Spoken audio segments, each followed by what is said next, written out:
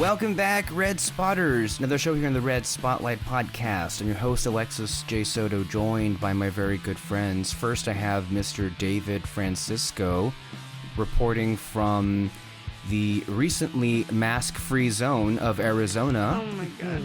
Also, Oh jeez. also from Can I just say, this hasn't even been 24 hours and I've already dealt with this. Well, that sound of frustration is also boding from Arizona. That is Ms. Alexis Moreno, the co-host of the Fantasy Fair podcast, who is joining us today. I guess I don't have to ask how you're doing, because that seemed to pretty much sum up how you're feeling anyway, so there is that. Arizona, man. Oh, boy. It's so funny because I was talking to my coworker, because I told her, I sent the link, or I showed her the link that I sent you guys, and I was like, oh, great, yay. And then I told her, and I was like, we're gonna have to deal with this. And she's like, welcome to Arizona.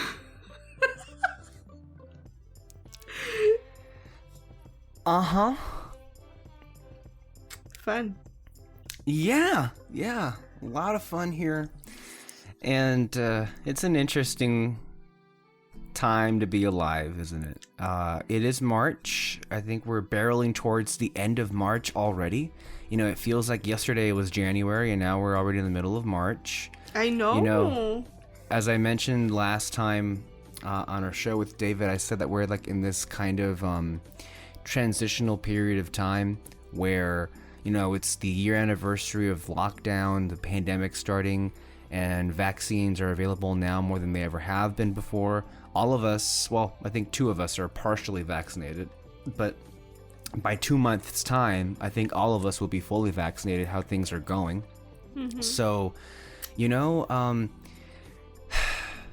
it's not smart under any circumstances. I think anyone with a common sense could tell you to lift all restrictions all at once. I think it's only going to result in more infections and deaths, but hopefully whatever vaccine is out there is going to help mitigate the losses that some of these assholes in power continuously and carelessly throw people at, literally throw people at the wolves, the COVID wolf as it's known. But it's an interesting time because we're also just we're almost there to a point where there's a little bit of normalcy coming back, and this is also a big week in terms of some big shuffles in terms of what the release schedule is going to be for movies in 2021. Since we do cover movies primarily here, and we have 2 reviews for you today. We have Raya and the Last Dragon from Disney Animation, and we also have Zack Snyder's Justice League, which dropped on HBO Max, and so we're going to be diving into that, as well as some of the latest stuff happening in terms of, the release schedules and what it means for all of us going forward. So stay tuned here for Red Spotlight number 309. So let's, before we start, I wanted to remind everyone that Alexis and I both appeared on the recent Fantasy Fair podcast installment with Kyle Lira. We did have a review of Raya and the Last Dragon. I would also encourage all of you to go listen to that one to get Kyle's thoughts. And, here's a little bit of a teaser. Evidently, something happened and everybody broke down in tears. So I forgot about that. That's a tease. That's your tease to go and listen to that review, as well as their thoughts on I think for reasonable. It was reasonable. I wasn't saying it was a negative thing. I'm just saying if you want to know why people were crying, go and listen to the Fantasy Fair podcast, which I believe will be up Friday, as they always are on Fantasy Fridays. Here on Red Spotlight, of course, we have weekly recaps of the new Falcon and the Winter Soldier on Disney+. David and I just, as a matter of fact, recorded our first installment, and it's already been uploaded. So by the time you're listening to this, you should also have first episode review up there for you to stream as well. And Alexis, can you remind us what Fantasy Fair is also? Because I know you guys are doing a lot of themed months. Do you know what's on the plate for what's left in March and April? So our next episode is going to be. We're kind of trying to do Women's Month, which was the one that we did with you, which was WandaVision and Raya, both two things with lead women as leads. That didn't even occur to me. That really didn't even occur to me, but I guess that's cool, right? Because like, I mean, it shouldn't really be something that you take note of. Like, oh yeah, that's a normal everyday thing now. But like, that's actually pretty cool. I didn't know that. I didn't realize that. Yeah. Oh yeah, they said 2 projects. Well, we did tell you. But then we also, I think the next one is going to be about Mary Blair and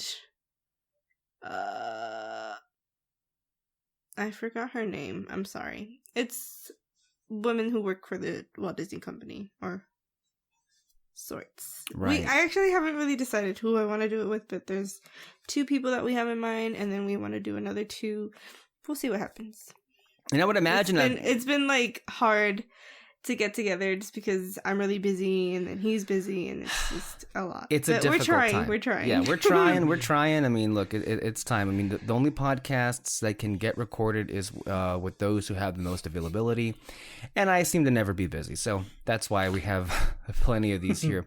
I would imagine at some point you guys are going to have to delve into whatever the hell that Disneyland Forward thing was announced today. I only saw like what you sent, but I didn't read the whole thing. Yeah. And I have questions. I have a lot of questions. It's very unclear. It's very unclear. I think, if anyone's out there that's wondering, go and look it up for yourself. But they have basically Disneyland Forward is this new project, of the next 10 years of Disneyland. There are a lot of questions. I mean, first and foremost, how are they going to pay for this? Where? Well, there's the where, but how are they going to get the money from this? I thought they were bleeding money for a year. Disneyland was closed for over a year, and yet all of a sudden you're going to announce these like expansion of themed lands, shopping, and restaurants. Like, I don't know, something smells not right here with this announcement, and so I'm wondering what the true intentions really are. So I can't wait for Fantasy Fair to cover all of it. Maybe we'll know more details by then when that happens. So let's go ahead and get into a little bit of Disney news. And it has to regard, I think, one bit of news I have with Raya. We'll get into that real quick. But we had a big announcement this week in terms of Disney's releases coming up in 2021. And this is actually, we'll start off with Black Widow. That was the big one that everyone is kind of guessing for, like, I feel like we've been guessing for a year at this point of when exactly that movie was going to be released and how it was going to be released.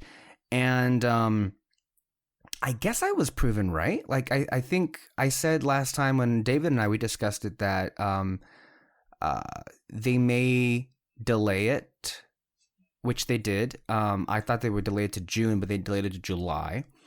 But I think it was inevitable with that film that what they did is going to be a hybrid release like Raya and Mulan was, with theatrical and then day and date on Disney Plus with premiere access when you pay $30 to access the film.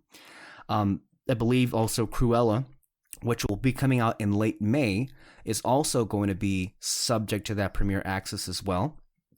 And then the other big announcement was Luca I'm sorry, Luca, you're not going to get to play in theaters.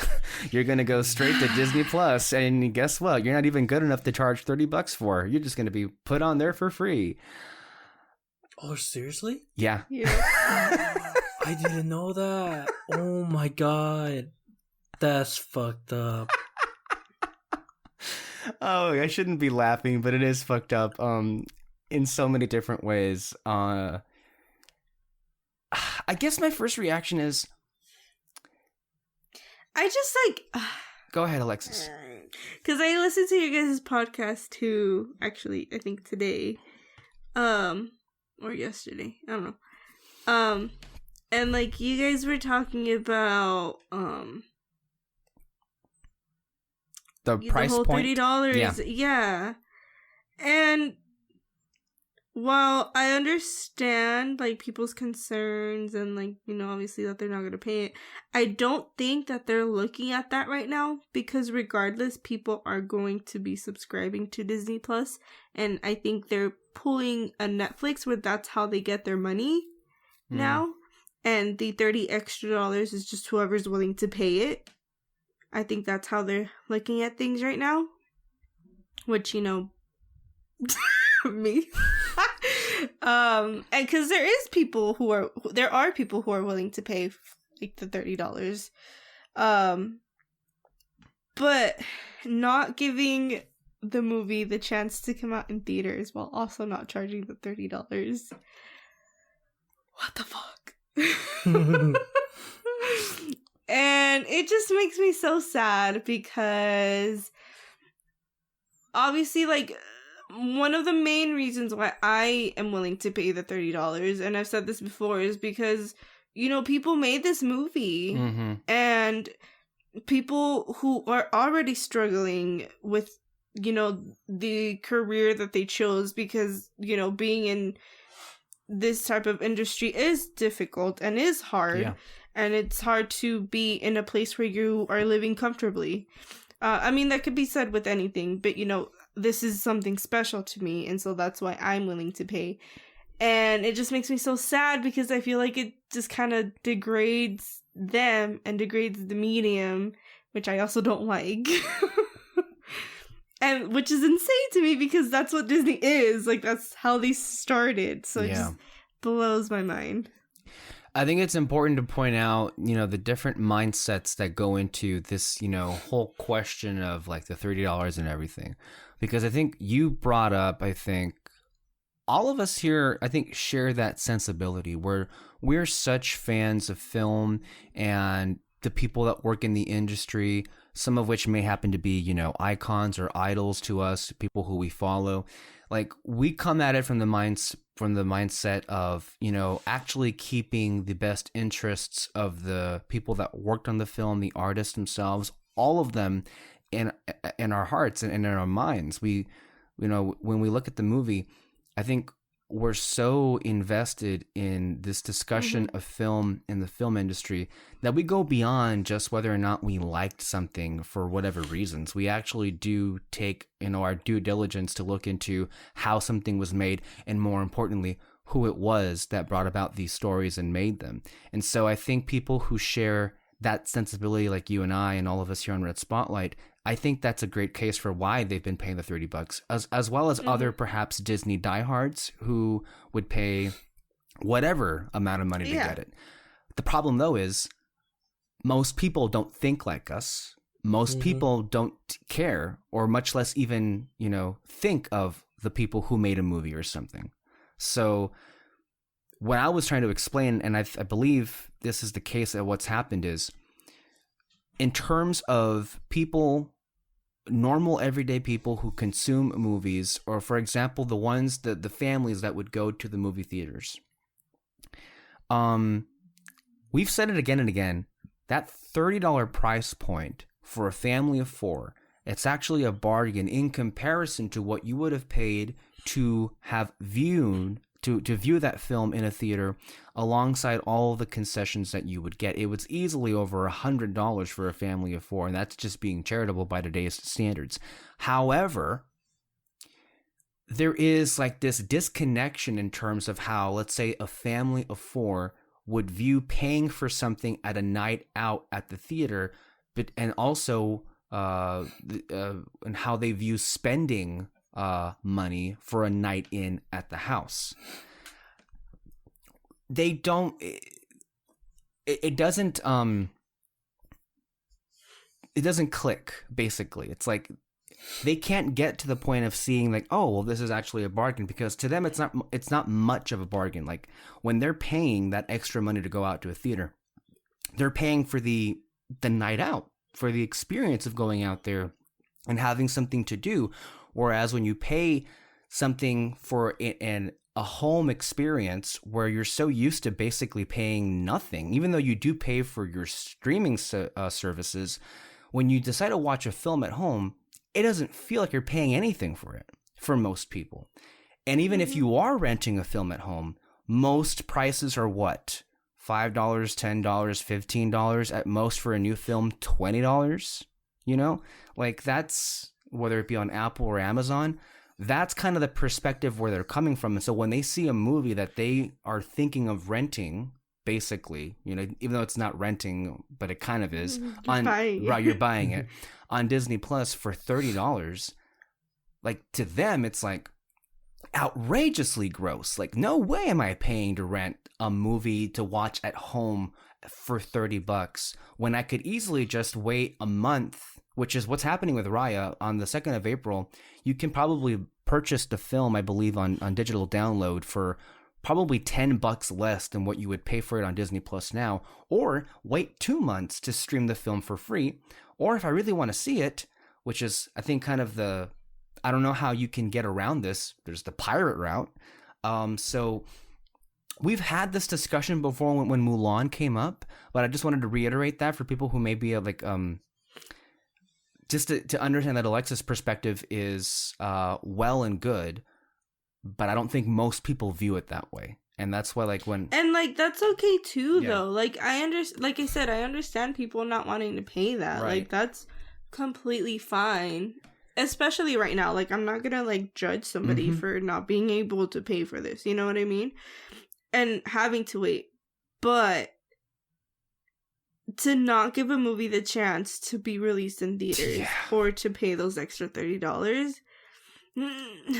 It just hurts. Well, this is what happened with Soul, right? It was just it was straight to Disney Plus. That I felt the same way with that one too, because I thought that was a great movie and it deserved the chance to, you know, get that recognition even more. I don't know. Based on from what I've been hearing and seeing, Soul did a lot of good though for Disney Plus. So they may be thinking like, well, we can't. Here's the thing. Soul did amazing on Disney Plus. You know what didn't do amazing? Mulan and Raya. I wonder why, because there was a paywall there. So I think they may be thinking of like Luca as like their next big movie, basically, because they don't have many movies like that are like, I guess you can quote unquote Disney Plus originals, but since they're going to be debuting on Disney Plus, you can call it that way. But I want to get at something you were saying there, Alexis. So you think that Disney, because a lot of people are thinking to themselves, why are Black Widow and Cruella, or for that matter, why are any more movies even going to be given this Premier Access treatment when it's seemingly proven to be a dud all around?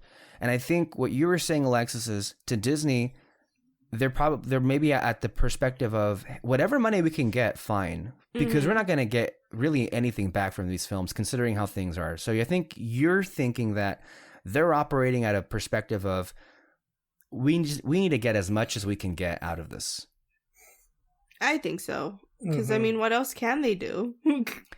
Because in all fairness, the theatrical experience at the moment is, well, I mean, Raya debuted with $8 million. But that's like the norm for the pandemic times. Like really no one's going to the movies right now. When we were discussing this with David, I think a few weeks back, we were asking ourselves, when May comes, will that be the time when more people will be able, or even much less, you know, with the desire to go out to the theater experience? And we said to ourselves, that may be too soon. Yeah, I think maybe midsummer, end of summer. Which is why I think, you know, Black Widow moved to July. But there's the wrinkle there with Black Widow now where it's like, well, yeah, you can go, but if you don't want to go, you can pay the $30 and watch Black Widow at home. Did that surprise you guys? How do you feel about Black Widow? This is the first Marvel film, and technically speaking, this is kind of the biggest movie that they're actually going to put on Premier Access in comparison to Raya and Mulan. It didn't surprise me. I thought that releasing Black Widow in July and doing both is a good idea. Again, I just wish that all of these movies got the same treatment. I think the one cool thing though is that they're taking a gamble at July, and I mean, like we said, that's like the moment where we do think things are going to be changing. A lot more people are going to be going to the theaters, and so I think it's cool that they're taking a gamble in that. Maybe and like they people can still won't be in school. You know, they're gonna want to take the kids because I don't know. I think that July is like a good date to test everything out. Mm-hmm.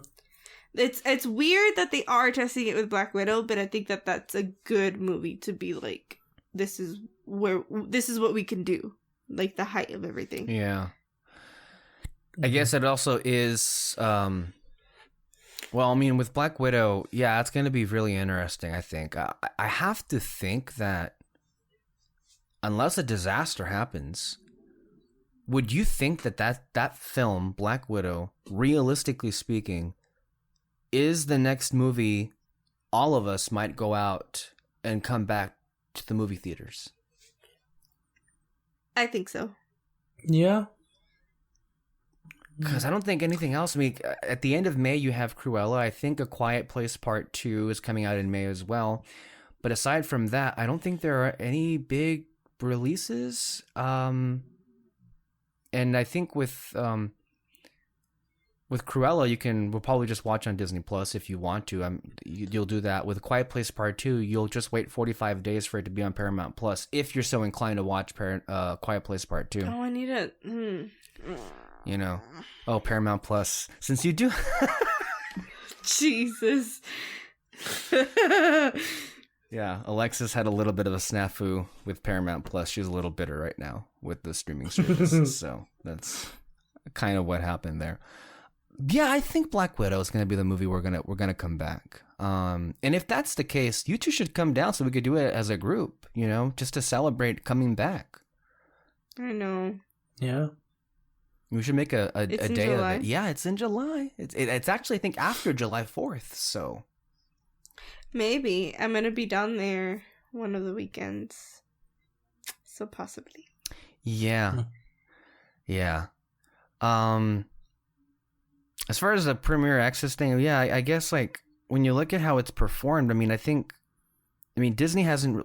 Well, I don't think we ever expected them to release anything, but based on like third-party analytics firms, we know that Mulan didn't do well.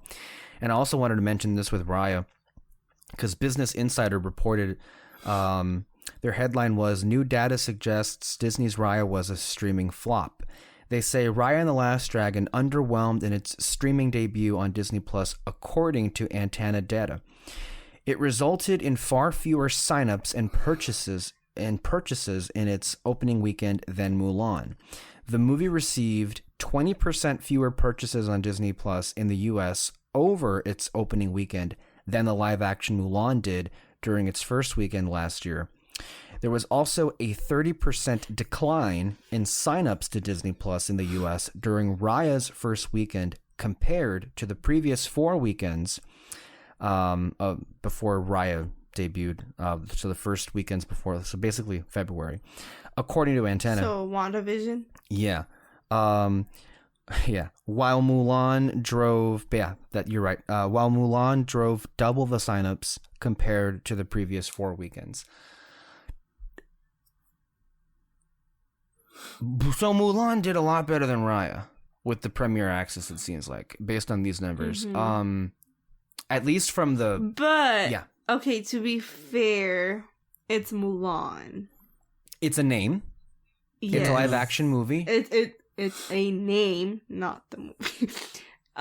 So, I mean, you had that. Yeah, I guess this isn't terribly surprising considering if there's just been, and tell me if Alexis, because I know you're on Twitter a lot as well as I am.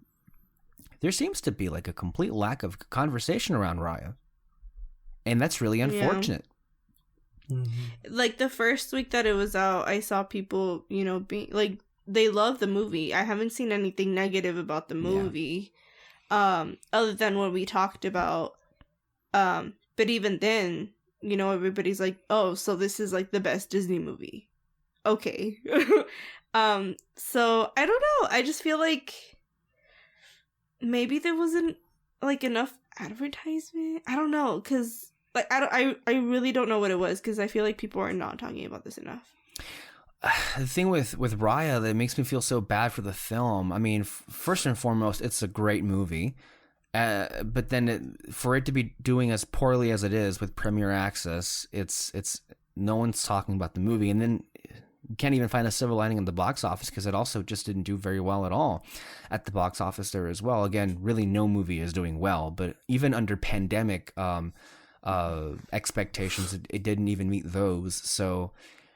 It's just sad on so many levels. There's even been, and I really hope this isn't true, but Ms. Randolph, as we keep pointing her name out in these podcasts, has been hearing that Shang-Chi, Marvel's next movie after Black Widow, might also get because they announced that Shang-Chi was going to be released theatrically in September. They didn't say anything about Premiere Access, but that doesn't mean that it can't change. And I'm going to say this right now because, and this is, moving the business perspective out of this, I would think that maybe they'll use Black Widow to see how well it does in theaters to decide at that point if they're ready to just, do strictly theatrical or not Premiere Access. I think that's what will happen. But I feel like I'm at the point where they better not put Shang-Chi on Disney Plus. That's your third Asian film in a row where that was supposed to be a theatrical experience and you're putting it on Disney Plus. These were films that were supposed to be on the big screen, to be celebrated and cherished by the Asian community, especially here in America, that is hardly ever seen. Again, a reminder, 1% of all leading roles in Hollywood are Asians. Are you really going to do that again?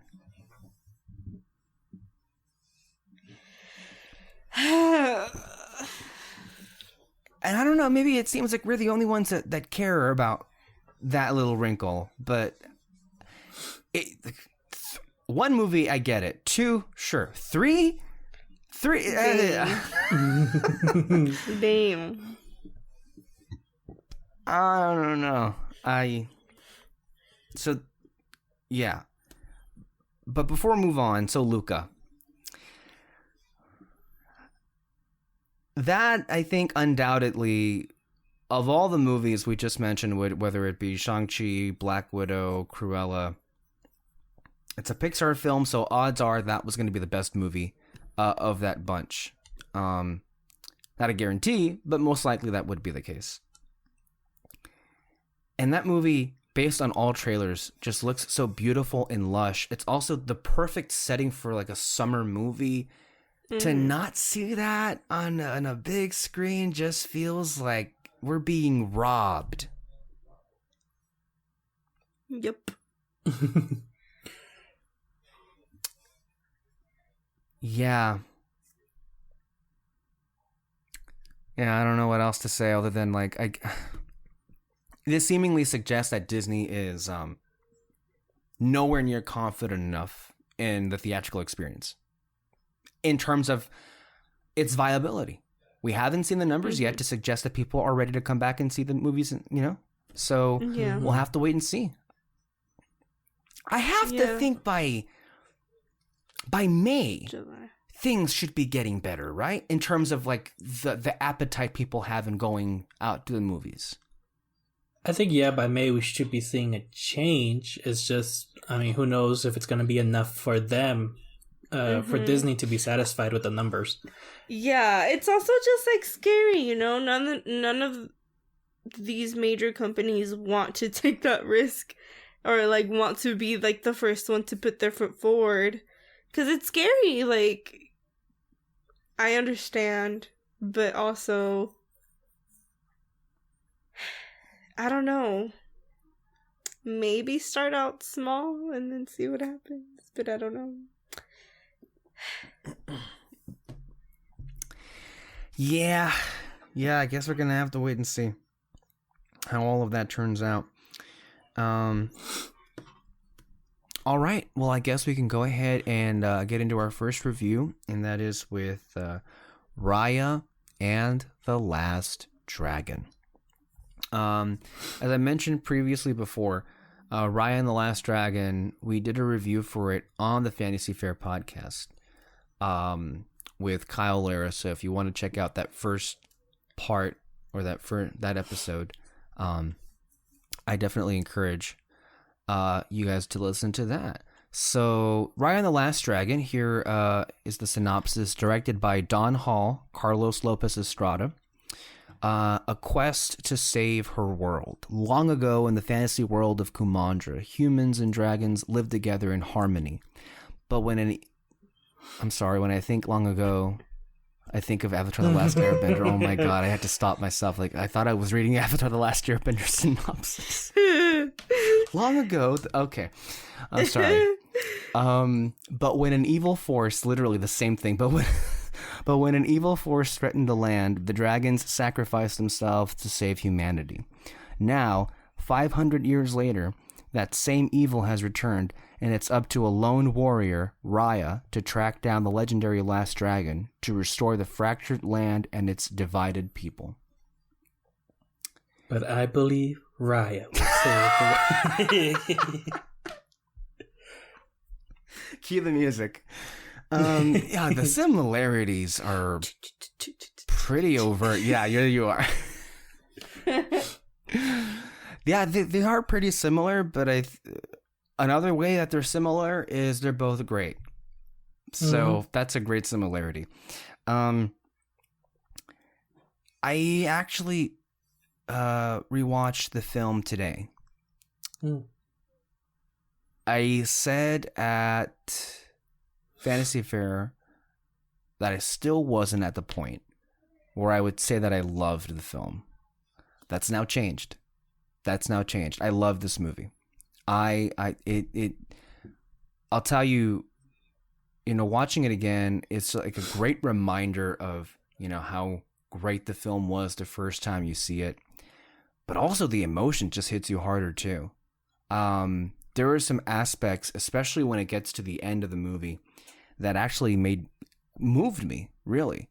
And I think what I really appreciate about the film overall is, in terms of what makes it relevant, is it's really speaking to what a lot of us want right now out of our world, out of our society.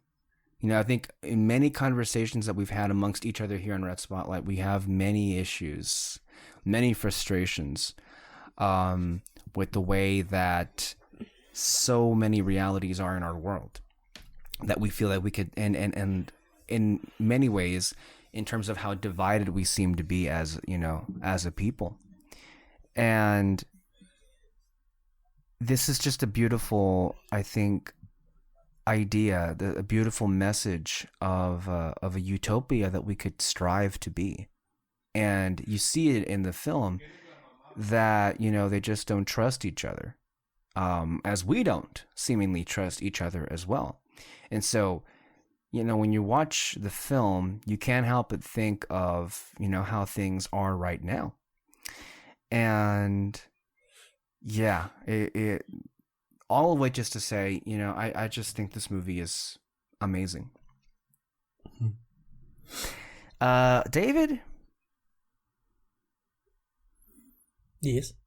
Oh, what did you think of Raya and the Last Dragon?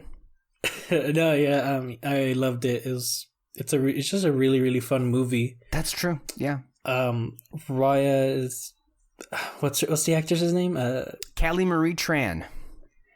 Yeah. Her, she was great in this role, and then the other one, the Aquafina, she was the best. I mean, Kyle was kind of like, "Oh, is this Genie version 2 or something?" And I was kind of like, "Ooh, it could be." I might agree with that. She was hilarious.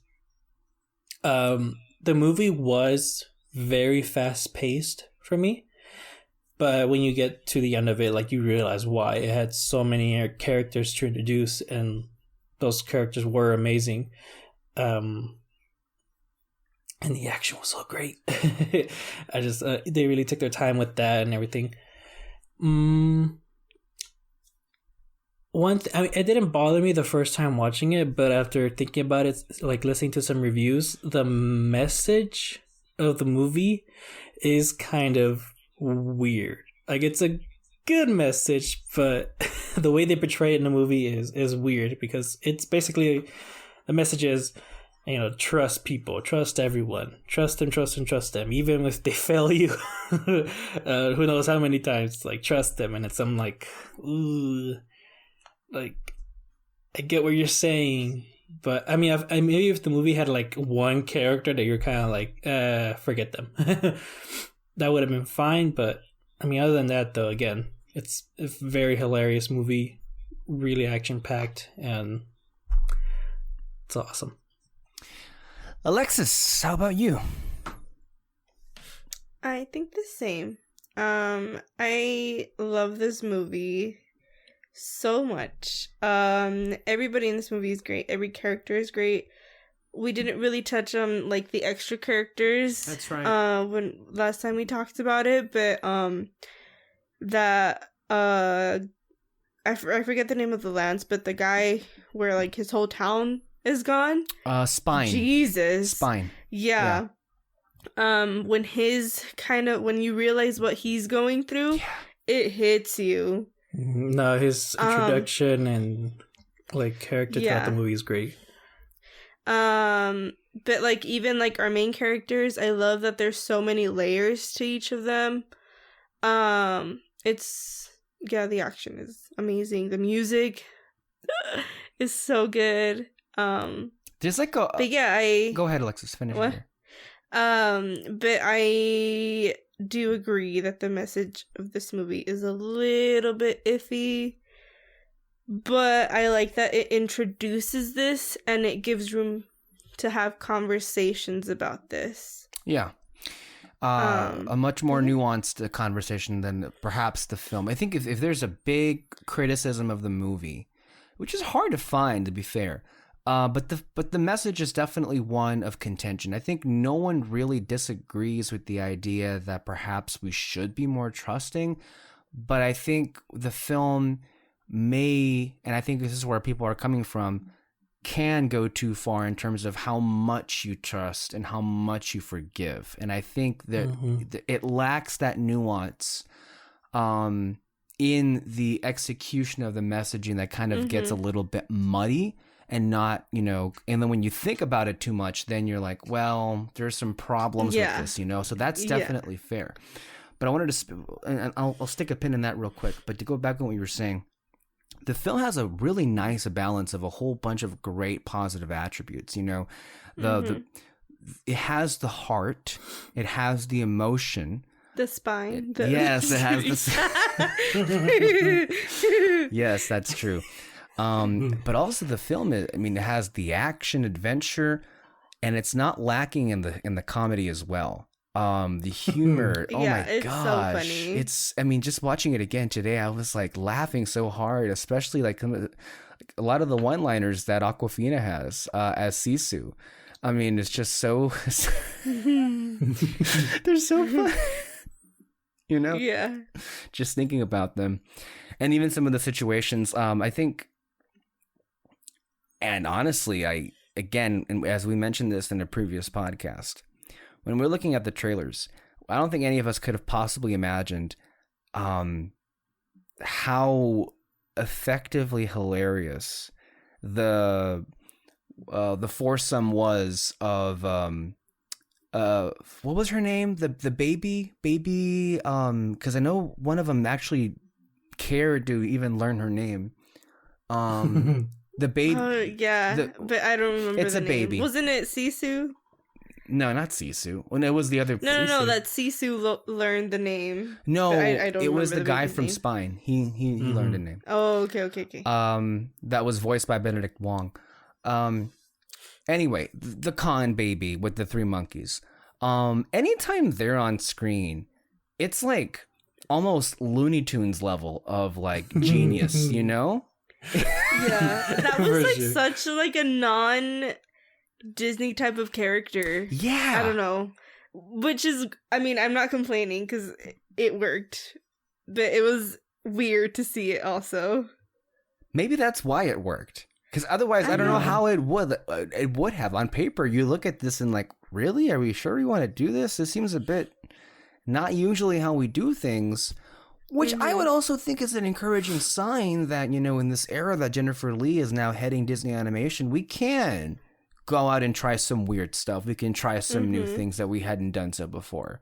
Because that kind of dynamic that those four side characters provided is, you're so right, it's just not what we're used to seeing from the Disney movies, especially the recent era of Disney movies. It's something that we would, I think, get out of a DreamWorks film, because DreamWorks has been a little bit more unorthodox in terms of how they come up. I mean, I think they're the ones that did the Boss Baby movies, right?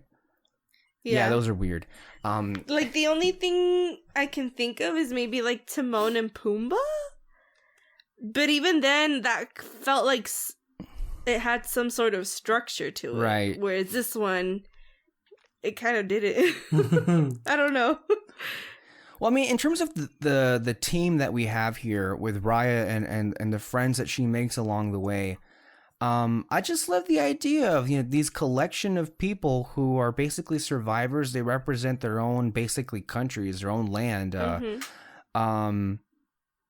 and they each kind of give like a lesson to learn to like the main character. Sure. Which this whole aspect, again, going back to like the last airbender, but it reminded me of that thing that Uncle Iroh says about like each nation. Understanding others, the other elements, the other nations will help you become whole. And that's what happened in the end.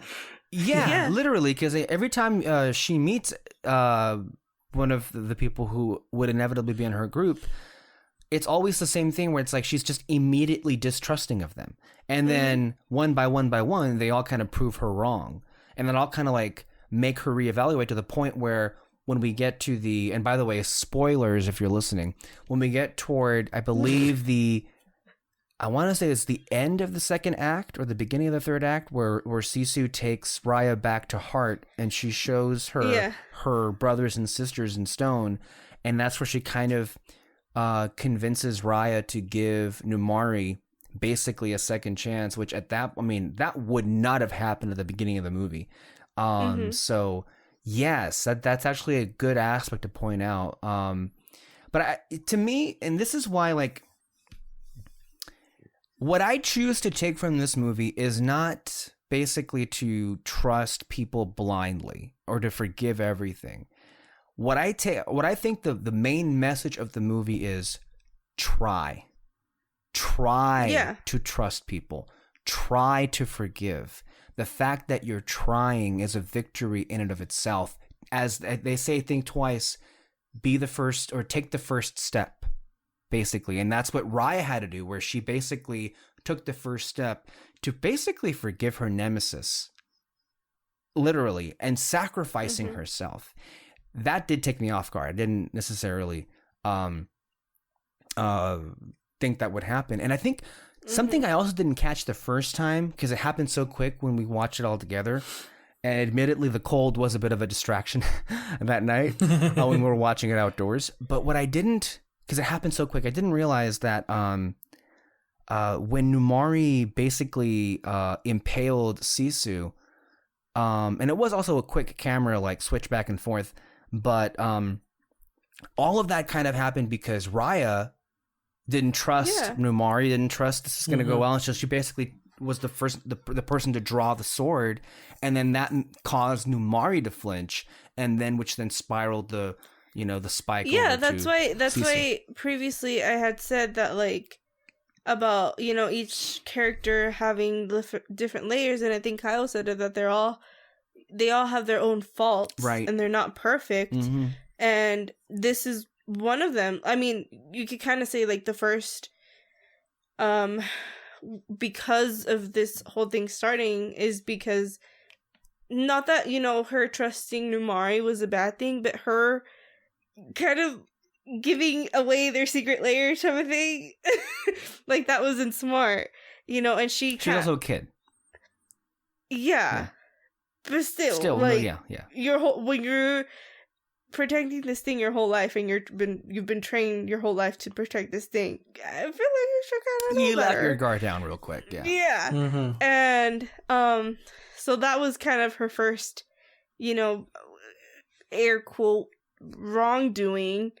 And then her basically being the cause of why Numari pulled the trigger is also her fault, and she can't admit that to herself. Right. But I will say, it was pretty, the way that she kind of like went all dark side, like immediately after that, when the water was like, basically disappearing, it basically became like, okay, well, the world's over. If this is it, I'm gonna go kill this bitch. And that's basically literally. she went but to that go was that scene is so good though. That scene, and then the scene where Sisu meets Numari for the first time are like ingrained in my brain forever because they were so good. That was great. Mm-hmm. Yeah. No, but Sisu is also, an amazing addition in her own right, because she's also someone who, is propped up as a supposed savior, but she's also somebody who has many flaws herself. I mean, she's a water dragon, and what did she say? That there was a line that cracked me up about when she was bragging about how good of a swimmer she was, where she was like no one else can slaughter in the water or something like that. One of those. But it's pretty hilarious that that's the dragon that saved the world, basically, and it's no one's idea really of how she would be. And she also has to learn, I guess, how this world operates. I mean, she did happen to be right in the end, but of course it wasn't a guarantee by any means. And so I guess like that's where the film isn't as clear as it could be. And I wonder what they could have done to make that message clearer in terms of like, to trust blindly. Because we did mention, of course, because I guess, is it trying to say that trusting blindly means that you may end up causing doom to not just people around you, but to others? I mean, what was it? Her father, I keep saying this, but like, man, do you really not hire security for that day when you're going to invite all your enemies to like your house?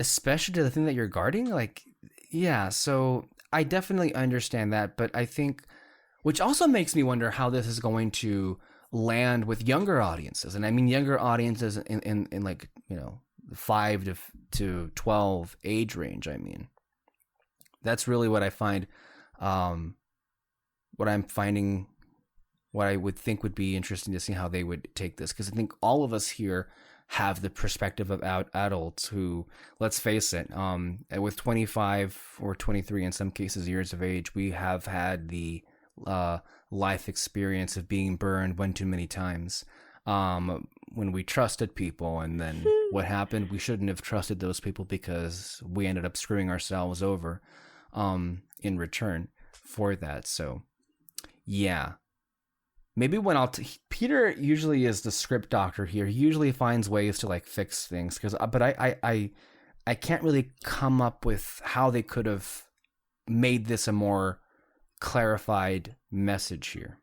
I mean, it's a really long message to kind of like convert into our movie with a lot of characters. And I mean, you're right though, is that the message is a bit to try and trust people, and that's kind of what you see in the movie. She's always hesitant with each new character coming up, but in time she gains to trust them.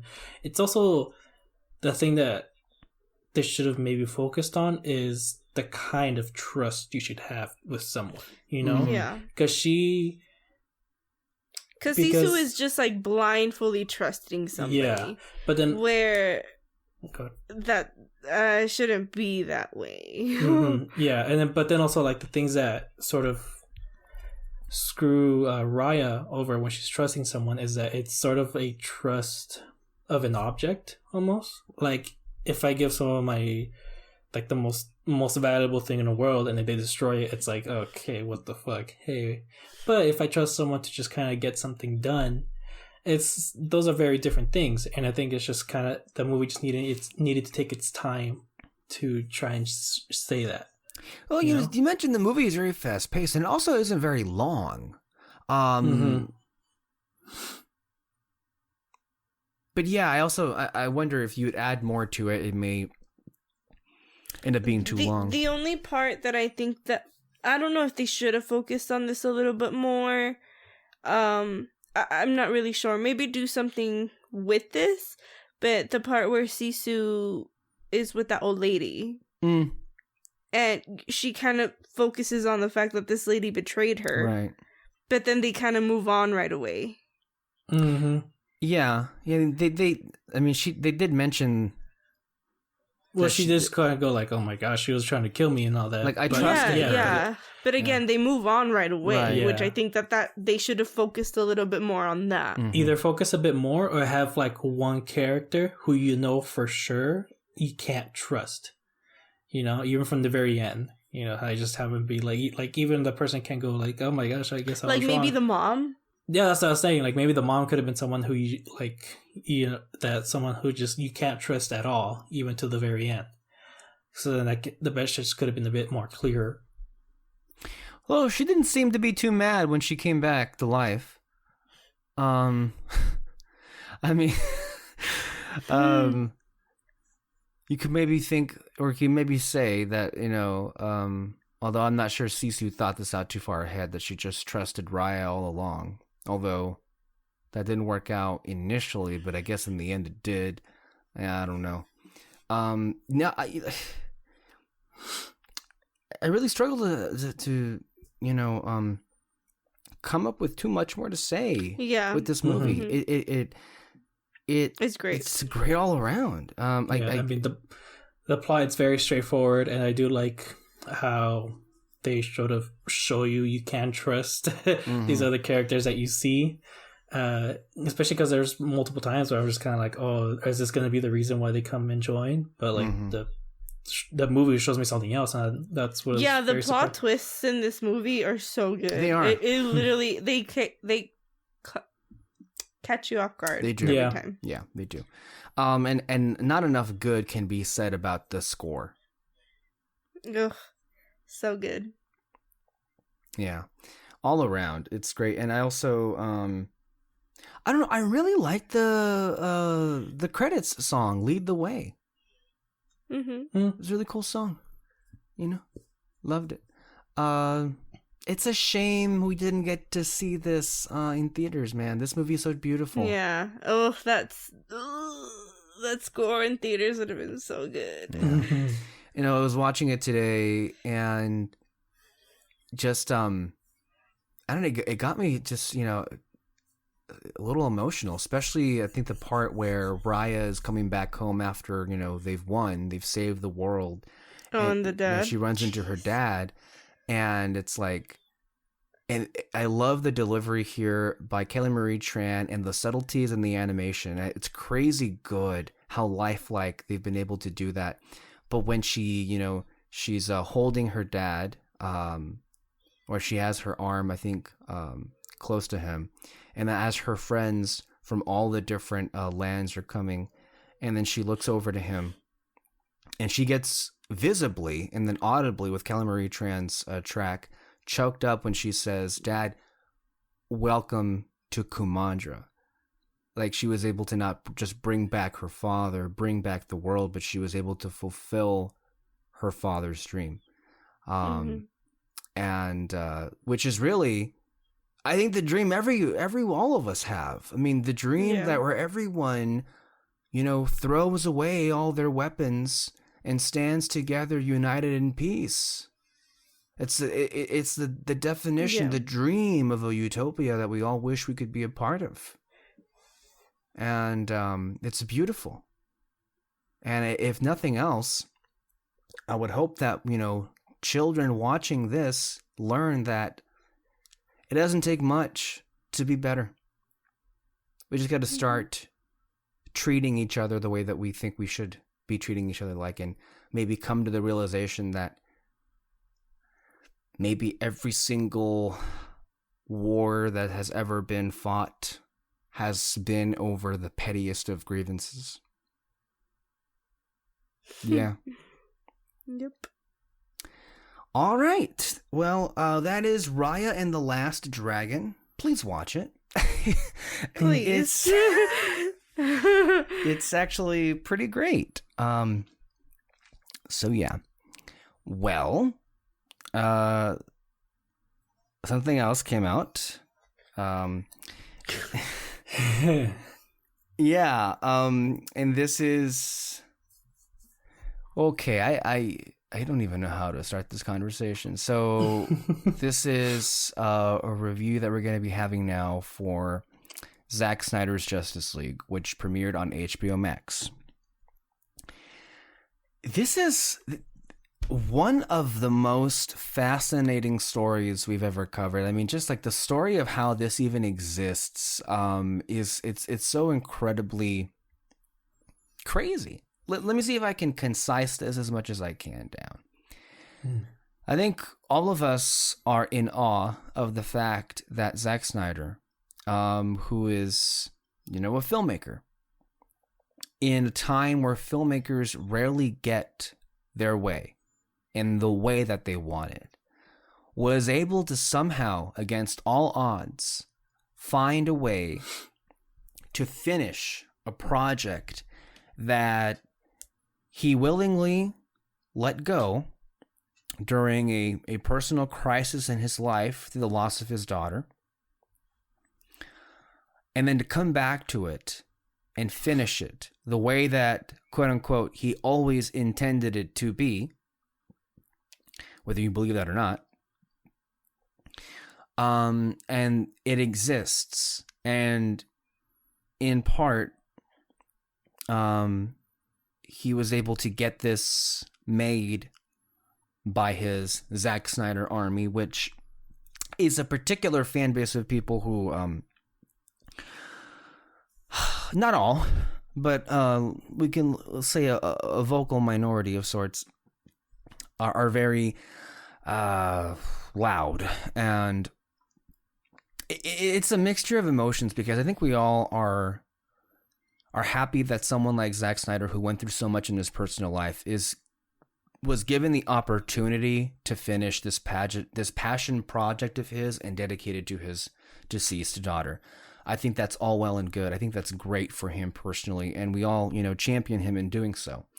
But it is a little bit of mixed emotions, because it should not at all be left out of the conversation that part of what made this release, the Snyder Cut hashtag, so popular was because there were a lot of vicious fans online, Zack Snyder fans, that were going after, critics and journalists with these deeply personal attacks.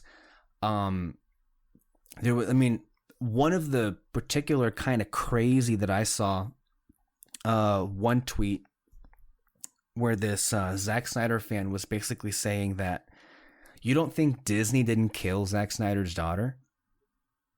Literally, that's how crazy some of these tweets got. Like, and again, we're talking about a vocal minority here, but it's been long discussed how vicious some of these people online have been, and how abusive their comments have been towards people who cover this film industry.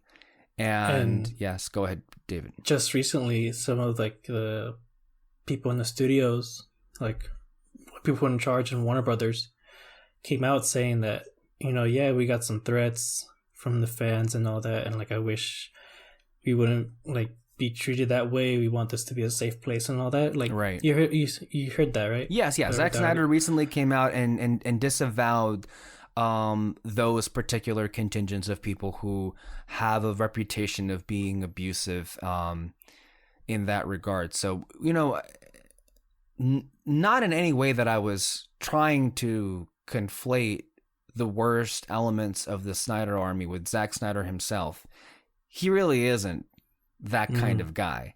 It just so happens to be an unfortunate circumstance that many of his people, his hardcore fans, happen to be aligned with, shall we say, alt-right elements of the online fan community, which is it's a lot. It's a lot to kind of absorb. Yeah, no, and that's what I was trying to say is that like some people like in charge of Warner Brothers and all that, they were getting those threats too, and they were trying to be like, I don't know why people are like this, blah blah blah. And I've been watching videos of people kind of going like saying that, oh, that's probably bullshit or something, that there are no such things as toxic fans in the Justice League, Zack Snyder Justice League community or whatever. But it just, that's the thing that pisses me off, is that there are people who are like that, and some people want to ignore it. It's like, no, they're there, and it's like, we gotta acknowledge that. And if you don't, and if you're somehow offended that they're calling fans like that toxic, you're probably part of the problem. One real quick thing, because I don't want this entire conversation to be with this, but there have been, I'm going to say, certain groups out there who have been accused of being alt-right and are very much, in my view, alt-right. But they used the fact that they raised thousands of dollars for suicide prevention with this Snyder event that happened as a like defense to go back on. You see, like this is proof that we're not all bad. Good for you guys to be able to raise thousands of dollars for suicide prevention. That doesn't mean you're not all right. You're not alt-right. And if you look at the content on your channel, there is a lot of hate, whether you think of it as hate or not, that is spewed. And this came during a week during those vicious murders that we saw happen where Asian Americans were targeted. So it came at a really bad time for a lot of this stuff to be out there. So we've talked about for weeks now about, you know, the extremist contingent elements of fan bases and everything. And so with Snyder, it's not only is it no exception, but in some cases they may seem to be the most extreme. Again, I don't mean to say every person who is a fan of Snyder. I'm talking about the people who have a heavy presence on Twitter, of all places, that got this thing made. And it should not be forgotten that part of the reason why HBO Max even poured $70 million to getting this thing finished was because you kind of gave these people what they wanted. So there it is. Alexis? Yeah. No, yeah. Okay, I thought you wanted to say something about that. Oh, no. Okay. So, with all that being said, let's also speak to the uniqueness of this. This is basically another version of a movie that we saw back in 2017. This was basically Joss Whedon was brought in to recut, reshoot a movie that Zack Snyder was working on. And then it came out, and no one really liked it. It seemed like it was fine. I think mostly everyone was like, it was fine, and it was bad in places. But if you saw the returns of the box office, it was kind of a disaster. Like when Justice League came out, the bottom fell out from under them. Like, it came out the same month that a Thor movie came out, and it couldn't even compete with Thor. So I think when the Justice League can't even compete with Thor at the box office, that's when everyone kind of officially was like, well, DC has a problem. Warner Brothers has a problem. So it was an unmitigated disaster at the box office. A Justice League movie was an unmitigated disaster at the box office. So I love these characters. These are my favorite characters. I don't remember this movie.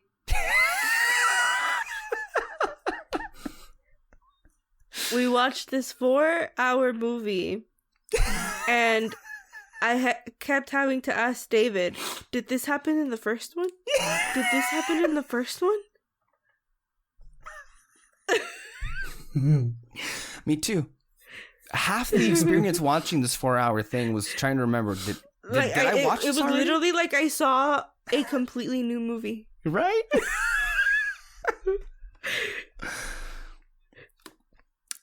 Yeah, so I think that alone speaks for how forgettable the theatrical version was. This also should be clarified that what also makes this unique is the 4-hour version that we just saw on HBO Max. No way in hell was that ever going to be the version we would have seen if Zack Snyder stayed on and that was released that year. No way in hell would a 4-hour movie be greenlit to be put into theaters. No. No. So this you can't even say that this is like the version he intended, because this wasn't the version we would have gotten.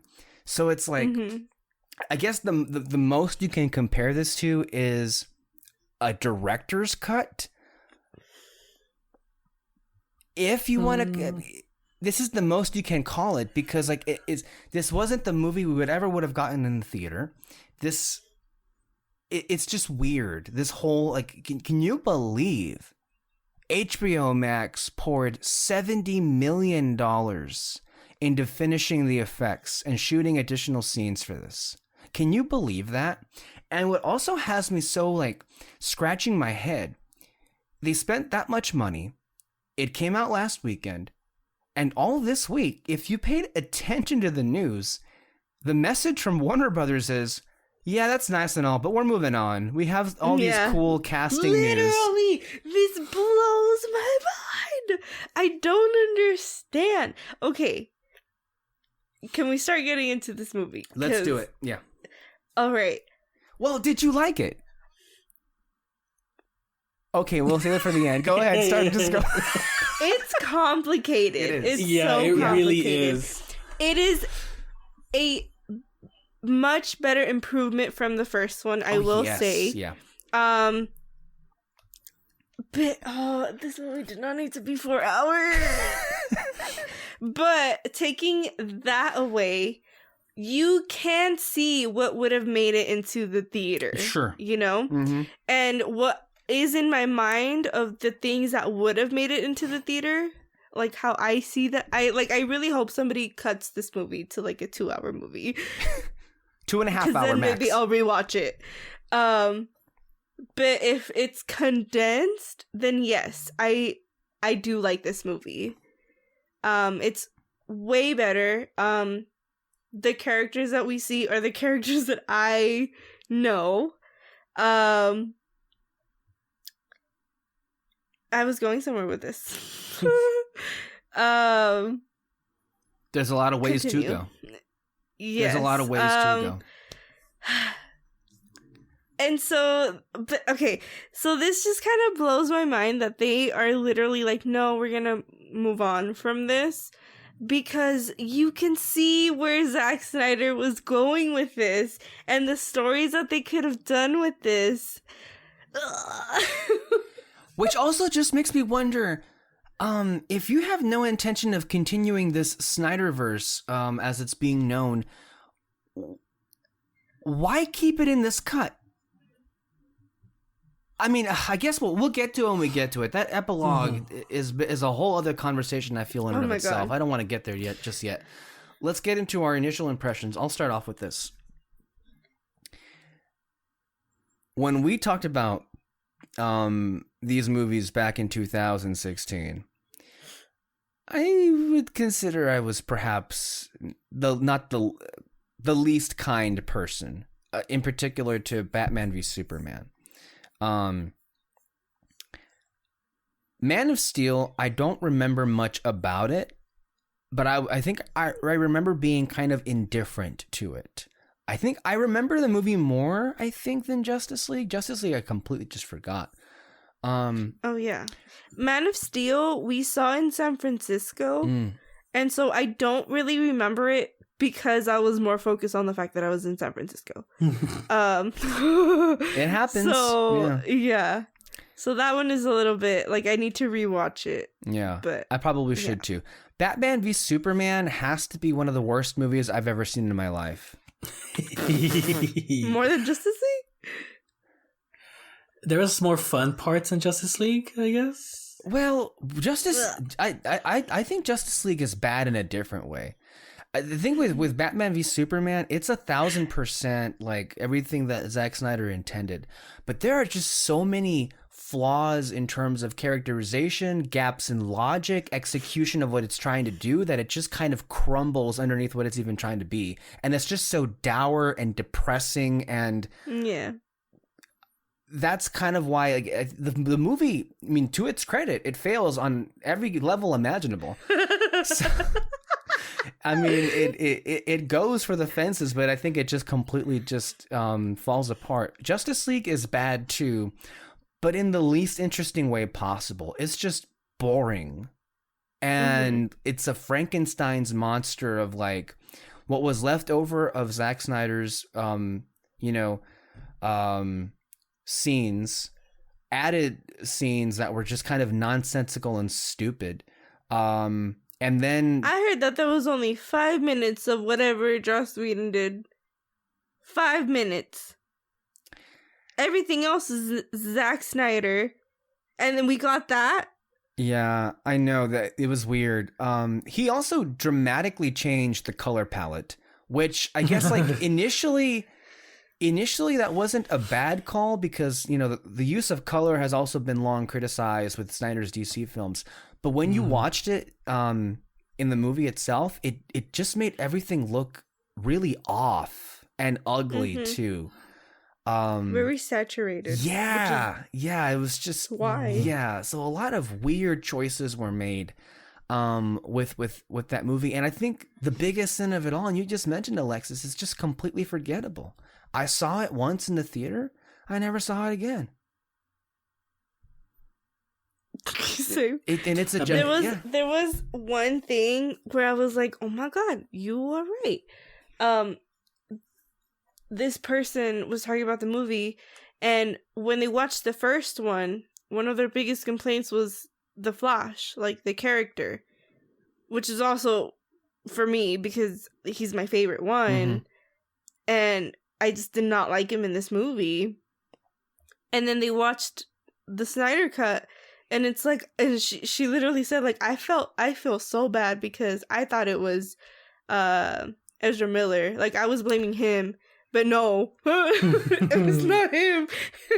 Yeah, there was there's a lot to say on that. But that's a really good point. But what I wanted to say is, so I obviously go into this expecting that there are going to be certain choices made with characterization and story that I'm not going to be on board with, because I just wasn't already on board with in the previous Zack Snyder films. So already having like known that was going to happen, I just went ahead and watched this. So I watched it twice because I wanted to make sure I remembered everything, because there's a lot of things that happen. Yeah. Well, listen, the first time I only watched like 2 hours of it, and then I went to sleep. Then the next day I watched the other 2. So I broke it up. I didn't watch the whole thing at once. I was like, damn, not even I would do that. No. No, even like the second time I watched again like 2.5 hours, and then I went to sleep, and then I never once like watched the whole thing through like you did. It seemed like that. No, I didn't do that. But I watched it twice because I wanted to remember as much as I could. Because, and this is the shocker, like, for as much as I'm against some of the choices he makes here, but which are kind of the same choices he made with the characters back in BVS, there's a good movie in here. Like, there's a good 2 hour, 2.5 hour movie in here. Like, actually good. Which is like, I don't think I've ever said that about the other two Zack Snyder films. And it's a little bit shocking because there's actually like, so what I think this has going for it is you have Zack Snyder's visual style, which can be a plus and a minus. Like, it is visually beautiful. It can get a little grating sometimes with how long and extended some of the sequences can be. His musical choices are questionable, very questionable. Oh my god, especially Wonder Woman. Oh my god. I think Peter said it best. This movie desperately needed an editor. For sure. Yeah. It should go without saying, as we've been saying, the length is an issue. The length is a problem, not just because it is 4 hours, but because it didn't need to be. So much of it just feels like extended shots. Like, there was, I think it was toward the beginning of the movie. This is the part where Bruce Wayne goes out to meet Arthur Curry for the first time. He's on this mountain and with a horse in the snow. And there are so many tracking shots. And I think it was like for a minute straight. It felt like 10 minutes, honestly, just watching Bruce Wayne. It felt like a commercial. Didn't it? Like, this went on forever. Like a car commercial or something. Like, you're on a horse. Didn't Snyder do commercials before? Or was it music videos that I heard? I don't remember. I don't know. It's just funny because, like, that makes sense because of what he did before. No, he made several music videos in this movie. With Barry Allen gets a music video, Lois Lane gets a music video, I think Arthur Curry gets a music video. There's a scene, that one scene where he saves that guy from the boat, and like he goes, but it's just him. He saves him, throws him down the table. It's completely useless. It's completely. It's just so funny though because like in Snyder's version, like he puts a song that's like very slow, like slow pace and all that. It's almost like orchestra or something like that. But in Whedon's version, he puts like a rock anthem to it, and it's just so much fun. It's I don't know. It's just so funny that literally, if you pay attention, like if you have the subtitles on it, if you see the lyrics of these songs, they're way too on the nose. All of these songs are talking about like gods and kings and kingdoms and like, man, you're really laying it on thick, which again, we should have expected because that's how Zack Snyder views like the DC characters, like they're actual gods. And sure, I mean, I guess that's how they're portrayed also in the comics as well. But Zack Snyder's interpretation of it takes it like really literally. Like, and he has to like, there was this sequence where I think in Lois Lane's music video when she's, bringing coffee to the cop and she's going to the memorial. And there's this song that's playing where, and the lyrics are literally, they told us our gods would outlive us. And I'm like, man, I mean, this is subtlety really isn't your thing, is it? No, it's not. Oh my god. Well, it's that one in Man of Steel where he's in the church and like he's talking to the priest, but like right behind Superman is like it's like stained glass window of Jesus right behind him. And then like when he saves Lois when she's up on top of the ship and he like tips out of it, he's like going like this, opening his arms, the sunset is right behind him and all that. And then the big one is when he dies, like there's like his cape is used to covering him, and then you see 3 crosses right behind him, right behind everyone. Yeah. So like he's not fucking subtle about the whole God thing. See, here's the thing.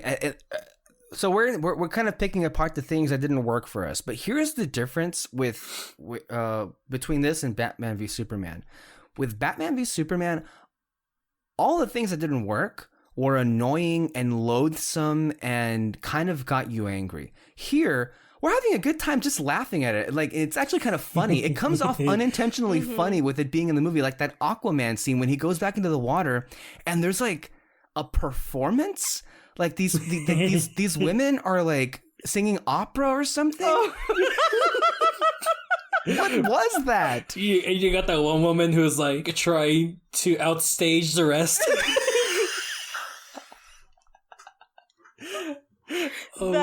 completely caught me off guard, and me and David were both just like, "What the fuck is happening?" I was watching part You know of what it reminded me of? I don't know if you've seen it, but it reminded me of Midsommar. Which part? Yeah, Where they're like singing, but they're like doing other stuff. Okay. I was like, does this just like happen normally over there? Like, what's happening? I mean, he does go there a lot. It's just weird that It was also kind of like, it was strange because the whole thing, that the singing in the first place was strange. It also went on for a really long time. It did. It was so long. Like, for what? There were like different girls that had like this seemed like this was rehearsed, so they had different singing parts. And then the lead person, like, she goes up, she picks up Aquaman's sweater and starts like putting it on her face and smelling it, and I'm like, what are you doing and here? There was no explanation. Like, this isn't normal. I don't understand. I wish Batman would have stayed and just been like, "The fuck are you guys doing?" And I was just laughing the whole time. If they would have acknowledged it, I think I would have died. Yeah, no. I remember when like watching that part the whole time. I was like, "Oh my gosh, someone's gonna pick it up and smell his sweatshirt, isn't it? Aren't they?" And that's exactly what happened. I was just like, "Ah, fucking damn it, it's Snyder! What the hell?" Oh my god. Oh boy. There is a lot of unnecessary slow motion in this. I think someone actually, there was a report that came out this week that actually proved that 10% of this 4-hour movie was in slow motion. Like, slow motion is good sparingly, but like, it happens so often. You kind of like, you have to roll your eyes like, oh god, we're doing this again. You know, it was like, okay. I am just glad that he's not directing the Flash movie. Oh shit. I mean, I thought it was just me, but like, especially with the Flash action sequences, it felt like they went on forever. He definitely. I don't mind his. They're not bad. His slow-mos. They're not bad. Yeah. But if he would have directed the Flash movie, the plot would have been 95% of this movie. No, the plot would have been him. The Flash has to be in the Speed Force throughout the entire movie. Like, everyone's just still while he's running around everywhere. Like, that would be the movie. No, but like, it's weird though too. But like, yeah, it's okay. Like, doing slow mo with the Flash because it's the Flash. But I feel like his scenes like went on way longer than the ones that the other slow-mo shots, because literally you see him walking towards someone, saving them, and then like it went on forever. Don't misunderstand. I think all of us can say like, they're beautiful scenes, and in the concepts of Flash, like for example when he's doing that scene when he's tossing the sword back to Wonder Woman, or in the climax when he's kind of reversing time, they're cool to look at. But an editor would like say they're cool, but they're just a little bit too long. Yeah. We should be moving on to something. We can't be taking an entire minute and a half to watch the Flash just move slowly. You know, like it's too much. The difference though is, people compare. I don't think people are comparing it to, but that scene in Days of Future Past with Quicksilver. That one. You mean Ralph Boner? Yeah, Ralph Boner. Like his scene, like it went on for like a really long time. But the fun part though is that you see him doing different things, and he's moving fast during the slow mo too. So like, there's a difference with him. Like, no, even the Flash is moving slowly during the slow mo, which is like, why? You gotta have fun with it.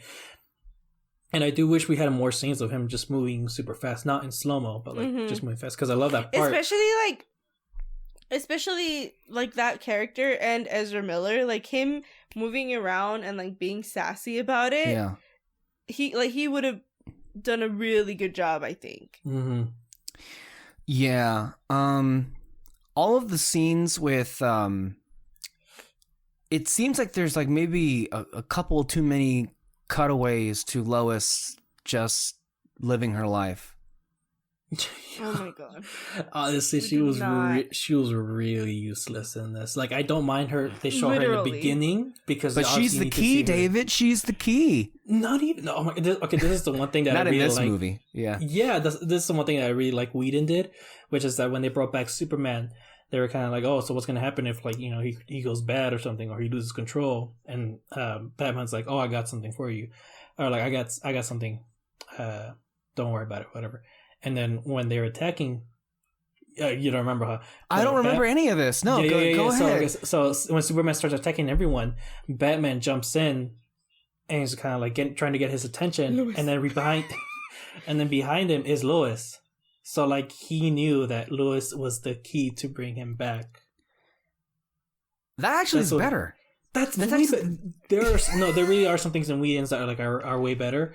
Right. Like that scene. I did like a couple of the jokes that he made. Like I like the Pet Cemetery joke in Whedon's cut, if you remember it. The thing that I remember the most, when we're talking about that sequence when Superman, you know, is resurrected and he's fighting off the Justice League, and then when he sees the Batman, the thing that I remember the most was that cringe scene where he asks Batman, "Do you bleed?" That was in Justice League? That was in the Justice League Joss Whedon version. Yeah. Yeah. It's just I prefer, I mean, not that I remember much, but I think that I like the reasoning for Superman coming back in this one. Before I don't even remember what the difference. Okay, so one thing I wanted to point out, which I found hilarious. So they resurrect Superman. They're fighting him off because he's kind of crazy. And one thing I noticed is, so like Wonder Woman, Flash, Cyborg, and Aquaman all basically fly and land in front of him. And then you don't see Bruce Wayne for like a couple of minutes. And then you're asking, did they just leave him there is he literally walking from the ship all the way out to like this to the memorial? Because he's gone a long time. Yeah. Like it's like a good couple of minutes when he shows up. But that happens in the comics too. Okay. Oh, sure. But it was just like, did they just leave him there? And is he like jogging to get back to wherever it is? And then when he shows up, and then what I found was hilarious, when he shows up, he just stands there and does nothing. And it like, I know we had a joke. I think I remember we joked in the Joss Whedon version that Batfleck kind of came off as low key suicidal, because there were some times where he was like trying to do a self-sacrifice thing, and literally he was just standing there, and I guess he had no backup plan. He was just gonna die, and then Lois comes out of nowhere. So when you said, David, that in the original in the Joss Whedon version, it was actually Batman's idea to have her, you know, ready to go to calm him down, that actually does work better. Yeah, than this. Mm-hmm. I love the scene where the Flash is like, "Yeah, I got him," meaning Superman, and he's like doing his little Speed Force thing, and then Superman starts looking at him and like following him. Oh my god, that's creepy. That was terrifying. Yeah, but it was so good. That's the best. Yeah, but that was, I think it was you, David, who said it, that I am not, I think, okay with the fact that Superman is way too powerful. Like, I thought it was just way too powerful. No, well, yeah. This is a question. This is a good question to have, because I think you guys are much, you know, more well versed when it comes to the history of the comics, and then maybe even more movies and series. Like, I think to me, the most exposure that I've ever had with the Justice League is the animated series on Cartoon Network, Justice League and Justice League Unlimited, which was very good from what I remember when it was on way back in 2000, 2002, 3, whenever it was. But that was basically the only connection I have to it. But I that is a good question to have, and I was thinking this several times myself when he comes back into action. He just seems to be able to kick anyone's ass. Like, he's basically invincible. Like, he even kicked Wonder Woman's ass, and she's supposed to be like, and I'm not sure if I'm okay with that, because she's supposed to be like really powerful too. Kind of. Well, it's just the thing. The thing though, Superman, he really is the most powerful hero in that world. It's just that the thing that holds him back a lot is that he's a really, really good person. The reason why Wonder Woman and Superman are equals in the comics is because Superman's holding back. He doesn't want to kill her. He doesn't want to kill at all. And so that's really my problem with Snyder's whole thing, is just that he really did make these movies way too dark. Like, I don't like the idea of just kind of like, I look at Superman and kind of go, man, if he turns, we're all screwed. Well, here, this is where it doesn't work. From this Justice League, and this is supposed to be a team movie, this is where I think it kind of really hurts the dynamic of the team and the film itself. With Superman being basically more powerful than, with Superman being more powerful than everyone else, that's just so lopsided to me. You know, like he's so up here and they're kind of all beneath him, to where it's like, well, they kind of really aren't like equally, you know, talented or their abilities, you know? So it's kind of like you have one person basically carrying the whole team. And then on another aspect, so because one is so much more powerful than the other, there's not really much they can do together, because Superman just shows up and saves the day. That's literally all he does. And then on top of that, there's not much of a character to him. Like, they're complete strangers. Like, the whole Justice League to him, and we're supposed to buy by the end of it that, like, they're a team. There was no scene in this 4-hour film where Superman, like, officially joins the team and, like, is, like, acclimated to the team, you know, in this dynamic, and, like, they're friends. He shows up, he kicks, you know, Steppenwolf's ass, he saves the day, and that's supposed to be it. And when you compare something to this, like to the Avengers, where, like, the film was basically all about them becoming a team. Yeah. And then here, it's not so much a priority, or much less a concern. And I think that is one of the reasons why the film suffers from that standpoint. Is like, they're not really much of a team. I mean, the rest of them are, you know, you see a lot of Bruce and Arthur and Barry and Diana, not so much. And they kind of rely a lot on, like, the fact that these are really well-known characters and that this is, like, a really well-known team. Sure. Which it shouldn't be that way. Right. Because the reason why we love these characters is because they are a team and they work together. Yeah, I mean, and the way that they work together. I mean, that's still I did enjoy Snyder's version more than Whedon's, but I still have the same complaints as Whedon's, is that we should have gotten a movie from each of these characters. We should have gotten Aquaman, Flash, and Batman. We don't know these people. You know, really. Yeah, exactly. But we're just, like, thrown into it. I don't mind Cyborg being introduced in this movie, because I really liked his character in both movies. Great. Again, Snyder's, I think he characterized them way better. But yeah, it's not a complete, like, I think, misfire, because I think, like, Superman has the most issues, I feel, with how Zack Snyder portrays him. And we'll get to those. Well, here's the thing with I'll get to my big issue really with all of this. So, and this is the same, I think, also in Batman v Superman. He really seems to enjoy when he's murdering, and when he's, like, because I literally, when you go back and he's mutilating Steppenwolf with a smile on his face, and then once he's and it's clear that he's already, like, won. He's literally beating the shit out of him, and then Diana and Arthur are, like, behind him just watching.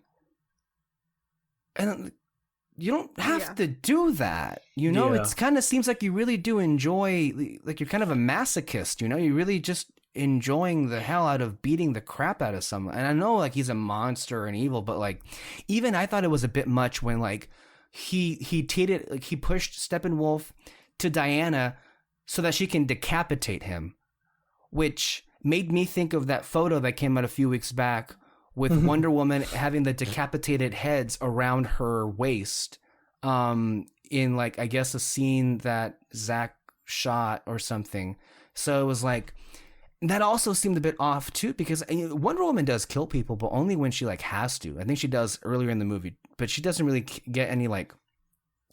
Do we ever really see her decapitate someone like that? I like what David has to say about this. Okay, one. go ahead. Yeah, well, I mean, I was gonna say, like, no, like, yeah, Wonder Woman, she does kill people, monsters, and everything because she's a warrior and all that. The problem though is that Superman was the one that like instigated it, the one that like kind of started the process of it, and that's not him. Again, it's like he's supposed to be. I'm gonna say it. Superman and Lois. No, go ahead. Yeah, far better Superman. Oh my gosh. Just in the recent episode, it was so funny because, you know, he's living back in Smallville and there's like this festival going on, and he's just like a kid talking about this festival in his hometown and how like, oh, we got, you know, people are donating everything, we're just helping out the community and blah blah blah, and it's like, and they serve these really cool bacon. He's good, like he's the like epitome of good. Yeah, and it's kindness, and that's who he is. Like, aside from saving people and stuff, like. He does it because he enjoys it. Mm-hmm. And it doesn't seem like that is the character that we're watching in these movies. And it just seems like they want to take him to the extreme, but that's not who we know. And that's the problem with Man of Steel and BVS, is that it doesn't seem like he's getting enjoyment out of saving people. Like the one shot that seems like out. It seems like he's getting more enjoyment out of beating the crap out of people. Remember back in BVS, he literally flies through somebody. Remember? Yeah. He flies through someone. These movies. Hey, we can do audio commentaries. We haven't done this in a while. But no, he literally. So I agree, David. That is an issue. And also when you look at how the world in these movies treats Superman, they treat him like their hero. They treat him like a god. And it just feels so unearned. You know what also feels unearned is how Bruce Wayne's whole thing. That because like if you look at Batman v Superman, they met for like 15 minutes, and all that time, well, half the time was spent like fighting each other. Then they were fighting a monster, and then he dies. And I get on some level he feels kind of responsible for how that whole thing went down, but like it just seems like he has too much of an attachment to a character that he doesn't really know. They don't really know each other. And yet he feels like this moral obligation to like do right by him and then bring him back. Like, I get being guilt-ridden, but it's like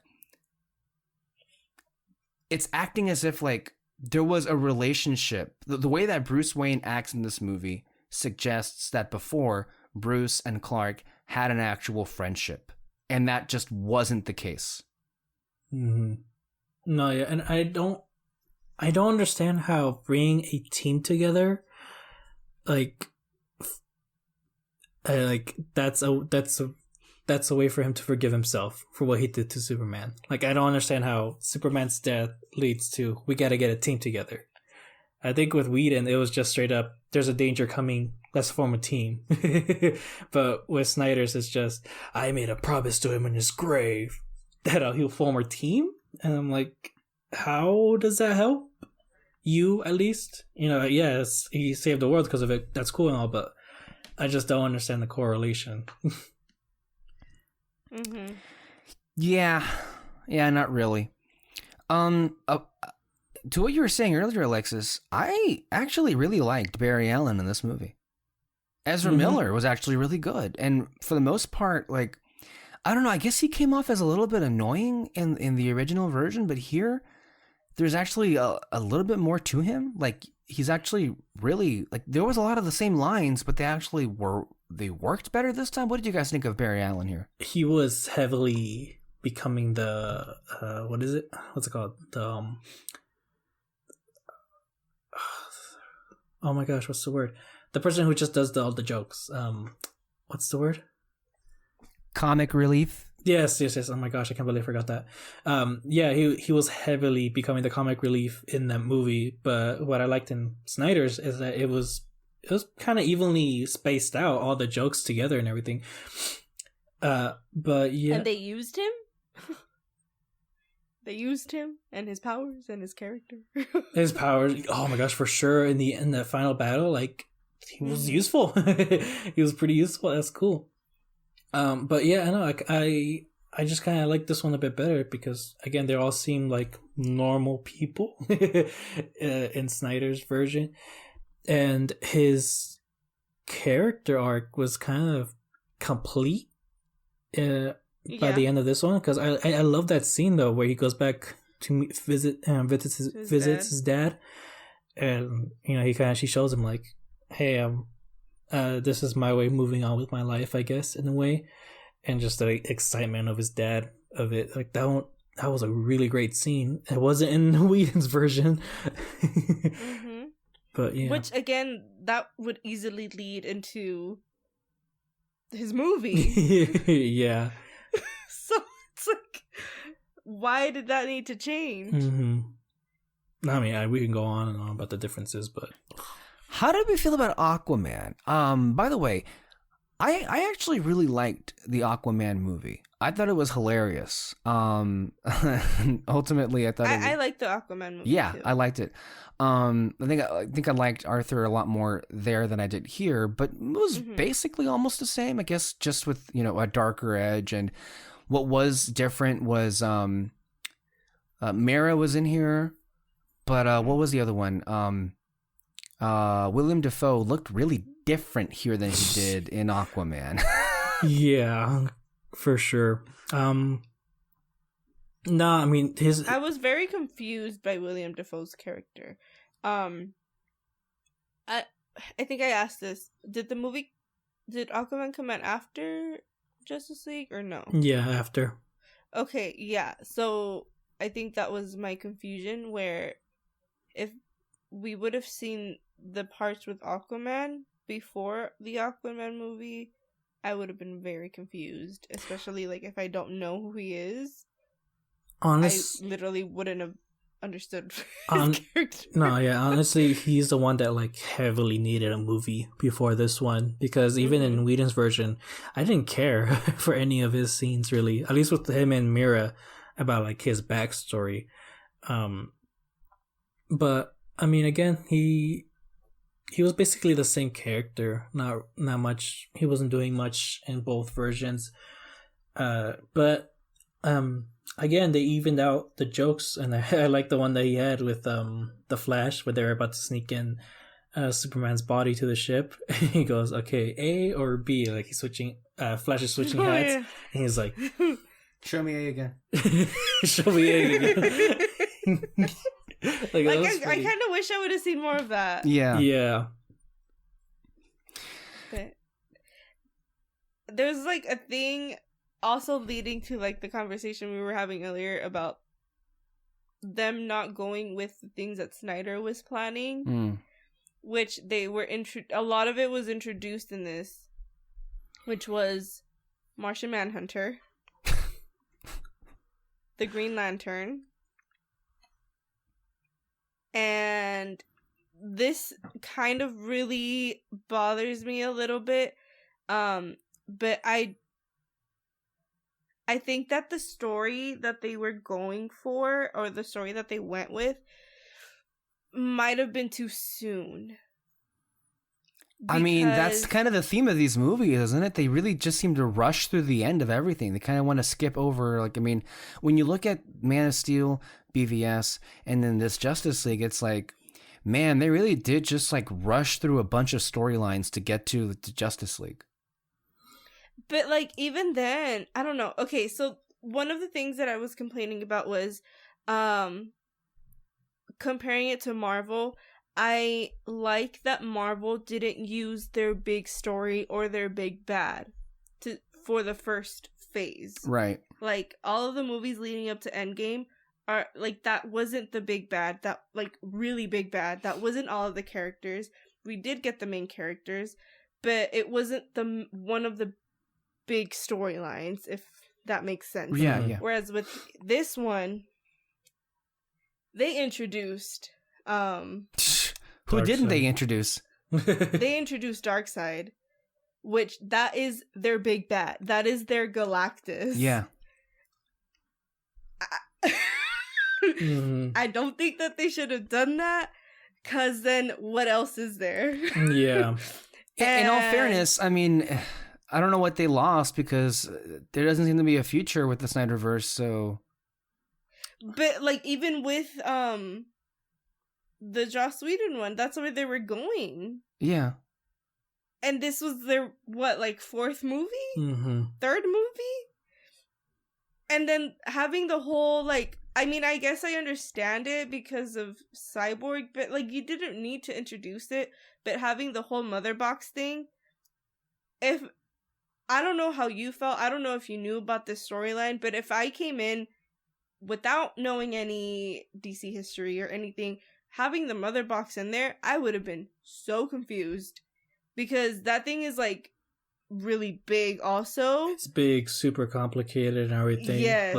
Like I don't even think they touched even like the surface. 5% of how, yeah. So I don't agree with having those in there yet. The thing though that bothers me is the with the conversation of having Snyder's cut or his Snyder verse, is that people keep going like, oh, he had a plan from the very beginning and blah blah blah, and it's just like, he should see through to the end. I'm like, he had a plan. It's That just was the end though. Like what else would he have done? Like that was the end. yeah. I just don't understand. Mm-hmm. Uh-huh. I don't know if like this is making sense to you. No, it makes sense. But Yeah, like for somebody, I don't know. It's just like it just I don't understand it. Like I don't know what they were trying to do. None of them did really. Yeah, that's a really good Like question. the only other thing would have been just to like, I don't know, like either create new stuff. I don't know. I mean, honestly, know. just give up on the whole Justice League thing and just focus on the minor. and just do their own. Yeah, that's the only other option I think. That Well, I they think the would real answer to have. you, Alexis, is that look, the Warner Brothers studio was really hell bent on basically fast forwarding through a bunch of key storylines in the comics for their film adaptations, because at that point, if you go back to 2015, 2016, they were, from their perspective, they were just losing a lot of money, because at that point, in their minds, they were like, well, we should be having Justice League movies. Let's just make Justice League, because Marvel was already having Avengers movies. Yeah. Well, it's like, and they didn't want to take the time to set up anything, and they just were basically of the mind to, let's just throw everything in there so we can start making our billions now. And this is how you get the situation to now we're like, okay, so we had Justice League in theaters. It didn't do well. We have this Zack Snyder version of Justice League, and I think every DC project right now in development is not at all a continuation or a follow-up to what's even in here. They're just moving on to other Again, things. is insane. Yeah, basically what happened is the executives at WB kind of ruined this franchise, and instead of like doing a hard reboot, they're basically just kind of like, all right, well, we'll just do a bunch of Elseworlds or like things that are like all these one-offs, and they'll not be connected to each other, which that's a choice, but it really, I don't think it was made because, oh, we want to be original or creative. I think it was made because, well, we kind of fucked up, so let's just like, we'll just see what sticks, and we'll just make these different movies, and they don't really have to be connected. So yeah, that's, I think, ultimately what happened. And so, but these are good questions to have. But speaking of Cyborg, he was really good in the film. I mean, at least the character. It's not, I think, much I can say that I felt was maybe lacking. I don't know. I mean, overall, he was fun. Also added in, I guess, some emotion into this. So And it was basically all of his scenes were pretty much new because he kind of was nothing in the Joss Whedon version. Yeah, for sure. Okay, were the mother box in the first one? Yeah. Yeah. Oh, jeez. Mm-hmm. Okay. No, this is the big thing that bothers me with Whedon's versions. I mean, we can go on and on about like, he's like, why'd you cut this scene? Why'd you add this? And all that, blah, blah, blah. But like the thing that... If you're gonna have that in your movie, you have to have Cyborg. That makes no sense. Mm-hmm. Or even if you are gonna have him, you have to make him a bigger part. Yeah. No, but like the thing that bothers me the most is that when the movie was coming out in 2017, at that point, everyone was like, quit making it so dark. Like, please add some jokes. Please add some color and blah, blah, blah. But when you watch Snyder's version, it really is the most hopeful one of all of his movies. I mean, it's not like, it's not Marvel level funny or hopeful or anything like that. But like, I was impressed by the amount that he added in finally. And it's with Cyborg that hits the most because I love it. I love his introduction of how his powers work. You know, his dad's telling him like, dude, you can look at all technology around the world in a single thought. You can either destroy all the nukes or just have them powered down or something like that. Like, you can do that.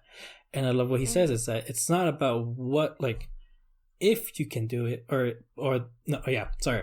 it's not about if you can do this, but if you should. That's going to be the hardest question for you. And then in that scene, you see a video of a woman's life just like going down to the dirt, you know, and he just kind of goes boop and like it gives her some money and like it kind of, you know, for sure it's going to change her life somehow.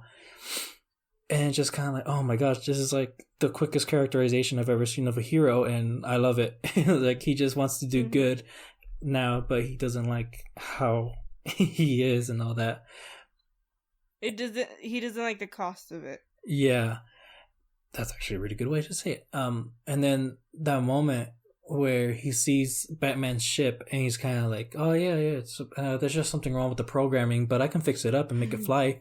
It's like, this thing wants to fly. And then when he finally fixes it, you know, and they're going down up the ramp, and like Batman's taking him like, oh dude, you did great job on this. And he goes, yeah, it was meant to fly. And Batman goes, and so were you. I was like, oh, that's awesome. Like, there are bits and moments of him, of every hero talking to him like a human being, basically treating him like a human being. And Batman's the one that kind of like shows him like, you can be more than this now, like no matter like what you are. And then you get that moment where he's like inside the mother box and like he's talking to like, I guess, the physical manifestations of them, and they're like, oh, we can fix you like you were before. And he's like, I'm not broken. And like he separates the mother boxes. That's the thing that like bothers me the most with Whedon's cut, because how did you not see this? Like, how did you decide to ignore this? And also a reminder that Joss Whedon was mandated by, at the time, I believe his name was Kevin Tsujihara, the head of Warner Brothers. He was mandated to make Justice League maximum 2 hours long. If in case anyone forgot. So remember that movie was mandated by the president of Warner Brothers to be 2 hours long, because if it was over 2 hours long, they were not going to get their bonuses that year for whatever reason. So the executives of WB. Yeah, that's fucked up. And this movie was for sure not going to be 2 hours long. Snyder's version. Even if you cut it down, I don't think you can hit 2 hours. But no. I mean, either way though, like if he was forced to do it. Either way though, like Cyborg was kind of almost the heart of the movie, and he was the most important character though too, you know. Yeah. And like, I don't mind him adding jokes or anything. It's just one of my favorite things was when we saw when there was that battle with like the first battle, when it was like starting with like men and the Mascarons and the first. And then like literally David looks at me. He's like, "We're gonna see this whole battle, huh?" Use the whole battle. Oh my god! I mean, it's a really cool battle. I'm not gonna lie, but like, why? The action sequences are cool to look at. Look, they probably are like, again, this wouldn't exist in the theater because it's just too long. But a lot of the sequences are, nice to look at. Even when Steppenwolf first attacks the Mascara, it's a really good sequence. Yeah. It was kind of the same thing, though. It is the same thing, yeah, for the most part. One thing about the visuals on Snyder's, I never complained about his whole gray gradient of the movies. I actually really like it when movies are gray. I don't know what it is about it. It's just, for me, it looks pretty in that way. But in this movie, though, it bothered me. It's mostly in the last act. Their costumes were really blending in with the background, and it was pitch black. Yeah, yeah, and so like I couldn't really see much of anything. I really wish he had more color towards the end of it, especially. I could barely even see Aquaman's costume. It just was all black from what I could see. Yeah, that was the biggest problem with me. I couldn't see his costume at all, and I don't know. I wish he would have added color, especially because of the fact, before the movie begins, Superman's gone, Hope is gone, so it's fine to make it gray, but like as they're coming forward as a team, add some color, Well, I mean, like Wonder Woman's colors are diluted. Batman's all in black, and then of course Superman has the black costume, so like they really are all blending together at that point. So, but that's the choice that was made. How did we feel about Diana?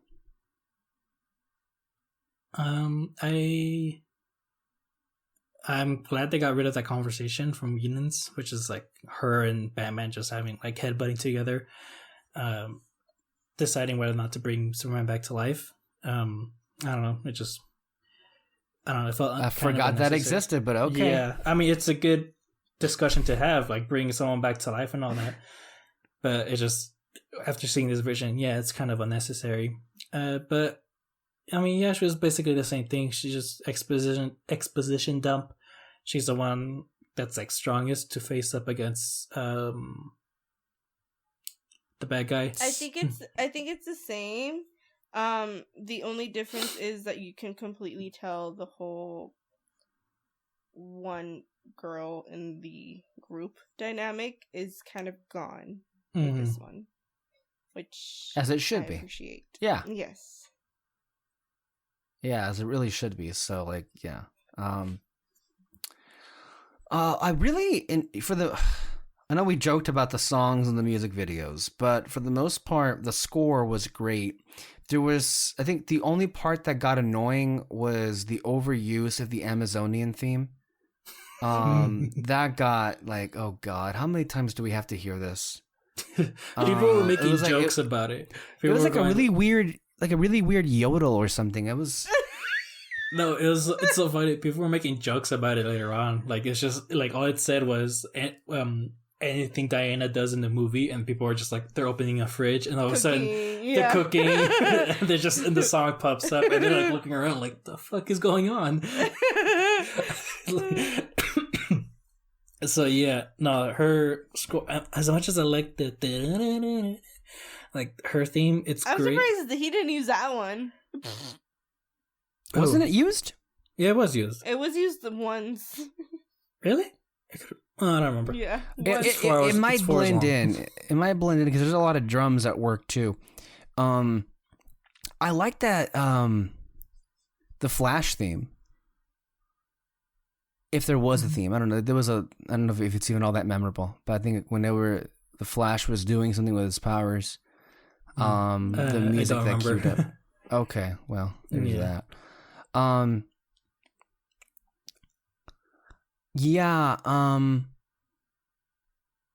What was I gonna say? Oh, you know what? This kind of really makes me angry that we never got to have a Batman movie with this Batman. because I really like Ben Affleck. I especially love Jeremy Irons as Alfred. And you know what? I actually really kind of have grown to like that Batman costume. So it's like, can you believe we didn't get a Batman movie with him? That was one of the things also that I said when the movie was finished, that Ben Affleck's Batman is really good, and I don't think that he deserved the hate that he got for playing this character, because he was really good as Batman. And also another person who I think got so much hate, and I don't think that it was well deserved, and you can tell because of this movie, was Lex Luthor. He had one scene, and he stole that scene. It was so good. That was interesting. I saw that scene and I was like, "Well, you're better than I remember." Yeah, and it was the opposite with Jared Leto. I was like, "Well, you're worse than I remember." Oh, jeez. Okay, I'm gonna go back to that one. Yeah, but the thing that I really liked about this, like, again, it was like the shortest scene ever, but I was like blown away. I know, especially with the line. The line that he says is very different from Whedon's. Whedon is his line was like, "Oh, I think we should start. I think it's time for us to start a league of our own." You know, it's supposed to be the that was so stupid. Oh my god, I remember that. That was awful. Yeah, and I like this one way more better because it's like Bruce Wayne is Batman, and Deathstroke was just like, let's celebrate. Yeah, that's so cool. It was great. I don't know, and I just really like this.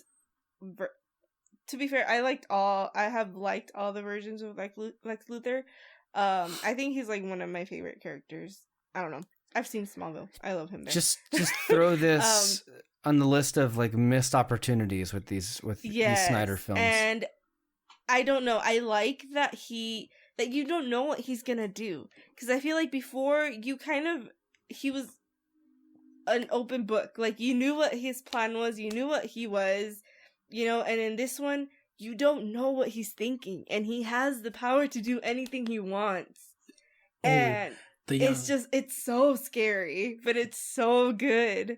And there was somebody was agreeing with like what I was saying, and they said the thing that kind of blew me away was that this Lex Luthor is absolutely fearless.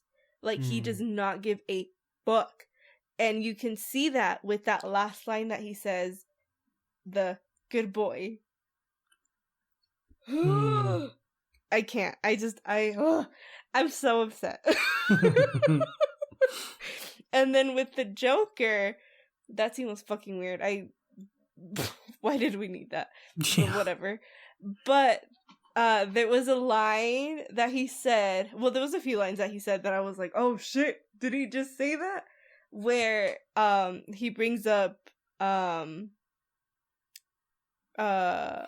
his name? Robin. Him and to Batman. Yeah. Oh my god. Jeez, those lines are so good. I can't believe he kept the laugh though. I hate that laugh. I'm sorry. Yeah, I kind of felt nothing though the entire time. I think that was really awful. That just I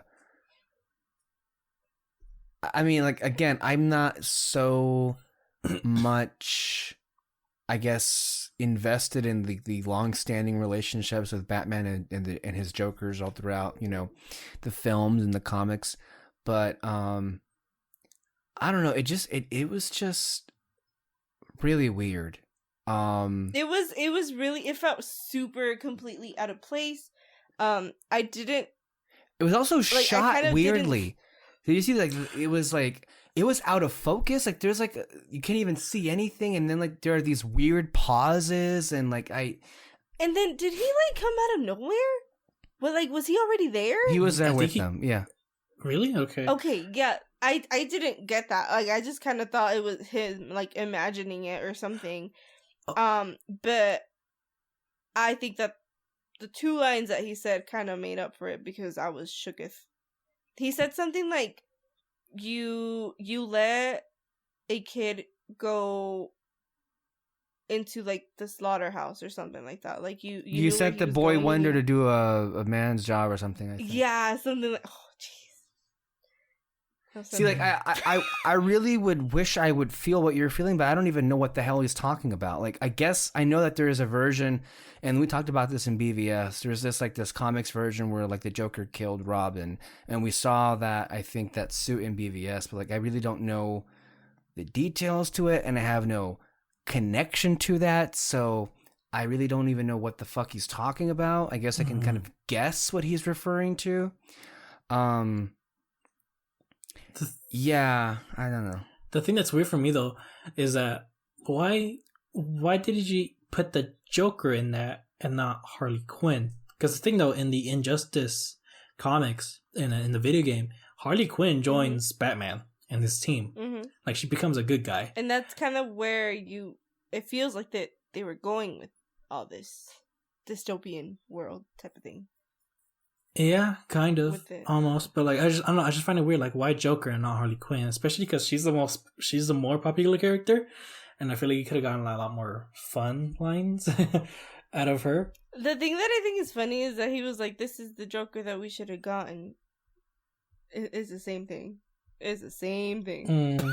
I mean, a lot less crazy. Because like the thing that stands out for me in Suicide Squad is the honka line that he does.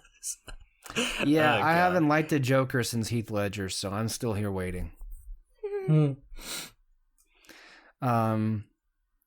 that epilogue was really long. There was like, it was wrapping up some nice moments, but like for the most part, it was just setting up movies that we're never going to see. Yeah. So it just feels like a waste of time. What was hilarious with that thing was that thing with Martian Manhunter. So there was a scene in the middle of the movie where Clark's mom goes to visit Lois, and it was actually a really good scene between these two characters and these two actors. And then it was fucking ruined with the fact that it wasn't even her. It was Martian Manhunter. And then, okay, that really robbed us of a good moment between two characters, and now it kind of means nothing. All to introduce this character here, who was honestly, like, I did get excited when they showed him and everything. I agree with you that it kind of did ruin the moment and all that, but I was kind of like, oh my gosh, it's Martian Manhunter. Is he gonna be in the final fight? No. No. Oh my god. I really wish he but did. But it's also weirder because after the whole thing's over, he flies to Bruce Wayne's house and then he says, "It's time I start giving a shit." After a year where Bruce was basically trying to find anyone who had any powers to help with the team, and I'm surprised Bruce didn't say, "Yeah, we could have used your help." What bothers me though, he's just kind of like, who the fuck are you? Like, he's not like who, like, doesn't have like guns out, or I'm not guns obviously, but like, you know, weapons out on him, but he's just kind of like casually like, hey, how you doing? What up? Do you want some coffee? Or you woke me up, I guess. But oh god. And then I like the one question people kept asking is like, okay, so now you gotta go to Martha pretending to be Lois, so that when they meet, they don't have that awkward conversation of, no, yeah, you went to my apartment, didn't you? It's like, no, I didn't. The fuck are you talking about? Yeah, that's the same thing. It's like, and then also something else that was really kind of, really, unless you're like paying attention. So I guess Lois is pregnant. Yeah, apparently. I don't remember seeing the test, I guess, but well, at the end, Bruce, when he bought back the house for them, he says to Clark, "Oh, congratulations, by the way." Then he says thank you, and then it just moves on. Wait, is that the only piece of evidence? Besides the fact that once when Lois opens a drawer, there's a pregnancy test in the drawer. Oh my god, I didn't see that. But the congratulations part really threw me off. And I was just like, what are they talking about? Like, is it congratulations, welcome back to the living or something? Or I don't know what. They came out with an article on the whole baby thing, and I'm not sure if this is what Zack Snyder was gonna do, or if he was gonna do a comic about it, where he was gonna have twins, and then one of the twins is gonna have powers, and then the other one wasn't, and he was gonna be sent to go to train with Batman. Okay, well that's not what I thought was gonna happen, because what I think in the nightmare scenario, don't you see a close up of like a burned up Lois with Clark and then Darkseid next to them? Well, I think that was the baby to be, died too. Well, I think that was supposed to be the main story, is that they're trying to prevent they're trying to prevent that nightmare from happening, and when they do, I'm guessing Batman sacrifices his life, and then at the end hold they on. do like Something just occurred to me. So, are we really gonna glide over the fact that unless Lois Lane exists, Superman, who's supposed to be the best superhero of all time, will just on a dime turn into a murder machine and enslave humanity? Yeah, because that's what happens every time. yeah. And no one really is complaining about it when there were legions of people who were demanding that Wanda be punished because she was acting out of grief. You know, with the whole situation in Westview and WandaVision. Yeah, that really bothers me, because I remember when watching Snyder Cut, you know, and you see that moment where he sees Lois's dead body, and I'm kind of like, bro, you destroy the whole world for a girl? Like, I get it's the love of your life and it's your family and all that, like, cool. But like, it really made me go back to Wanda, and they're like, oh my gosh, she enslaved 3,000 people. It's like, yeah, I mean, she was grieving, she didn't know how to control her power and all that, blah blah blah. It's like, you know, it's an accident. I'm not saying she should go unpunished or anything like that, but can you blame her? But like Superman, he loses his family and all that, and everyone's just like, oh no, that's so sad, please don't do this, no. Just like, that's all people's reaction. Yeah. There's a whole like video game based on Yeah. this storyline. Yeah.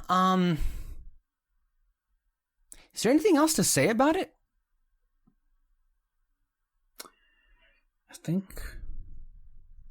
I think we said I everything. think that's it. Yeah, I mean, it's 4 hours. I don't Hopefully. remember all of it, and a lot of it is useless. So, I mean, there were some things this movie did fix up. Like, I know people were kind of like, why is Steppenwolf like in Russia, like in the middle of nowhere? Like, how do you get there?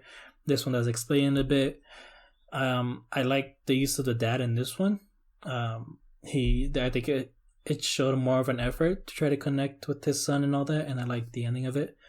Cyborg's dad, you mean? Yeah. And then some. Oh my gosh, I'm really glad they got rid of the whole they could smell fear or like they can smell the mother boxes and all that. That wasn't in Snyder Cut, right? I don't remember at all. No, they got rid of in the third act. Remember in the Joss Whedon version, what I do remember was the Flash was getting this family that was there, this abandoned town, and he had to like get them out of there. Remember? Yeah. Mm-hmm. So I'm glad that they were removed from this. I mean, I don't mind that, just because, you know, they're saving people. That's fine for me. It's different to see them saving people. Especially with Superman. I don't know if you remember, but like Flash saves that one family, like family of 4, but then Superman flies over him carrying an entire building of people. That was funny. But yeah, the whole they can smell fear, they can smell the mother boxes. Like, no, Snyder Cut made an effort of like putting reason as to how he found the mother boxes. Mm-hmm. Yeah, I think like overall it is. If I were to watch Justice League, this is the version you watch for the most part. I think it's an improvement over that one. I can at least remember bits and pieces here, and there are portions of it that are actually quite good, but there are still the similar issues that plagued the previous Snyder films are definitely at play here. So, but I think at the end of the day, it's still a good thing because I think this is. Of the 3 Snyder DC movies, I think this is the best one he's made. Mm-hmm. Mm-hmm. So you gotta give him that. But it also, I think the epilogue should have been highly, like, mostly removed because why are you teasing projects that are never going to come to fruition? Mm-hmm. I think he hoped. I think this was him. I think this was him being like, this could have happened. Yeah. I think he kind of hoped that the fans would come to his aid again. Mm-hmm. I think the fans will come to his aid, but it seems Warner Brothers is trying as much as they can to snuff out the light. Mm-hmm.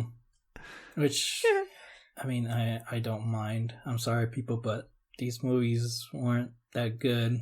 I know we were yes, I agree. And look, and someone pointed this out today. Warner Brothers very much should have been disappointed with Batman v Superman because that is a movie with Batman and Superman in the title, and it couldn't even get to $1 billion. Justice League couldn't even get anywhere close to that. So it's like, from a financial standpoint, yeah, they never really were that popular. This version of these characters. At the same time, though, what I find curious is why would you spend $70 million into what's supposed to be like a premiere item on your streaming service only to then bury it days after it debuts and then want to move on from it? Mm-hmm. Like, shouldn't you want this to be getting as many views as possible since you spent all that money getting this to be finished? That's the part where I'm a little bit confused. But I think it's no secret they're really trying to move on from this as quickly as possible. Mm-hmm.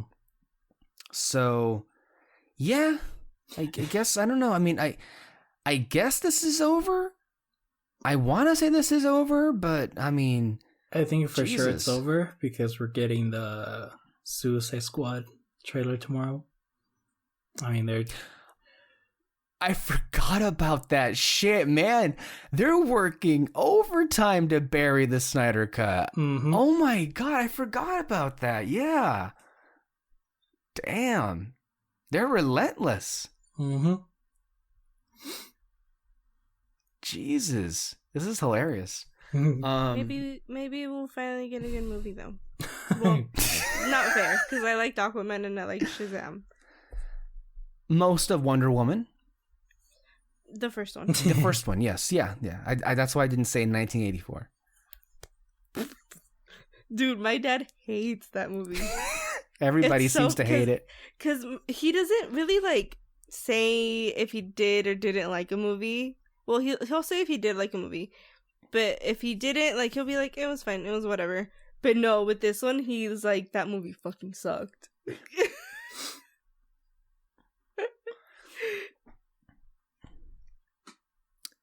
Yeah.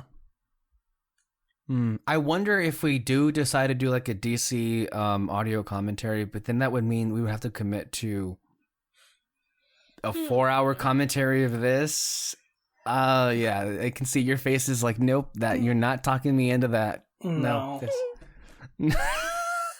We're not doing that. Well, I guess we're gonna go ahead and wrap it up here. Thank you, Alexis, and thank you, David, for joining me and giving your thoughts on Snyder Cut as well as Raya. A programming note: we should hopefully, unless last-minute changes occur, should be sitting down with Peter Martinez to give us his thoughts on Raya and the Last Dragon as well as the Snyder Cut, and hopefully also go over the recent Oscar nominations. Hopefully we can get that out to you as soon as we can.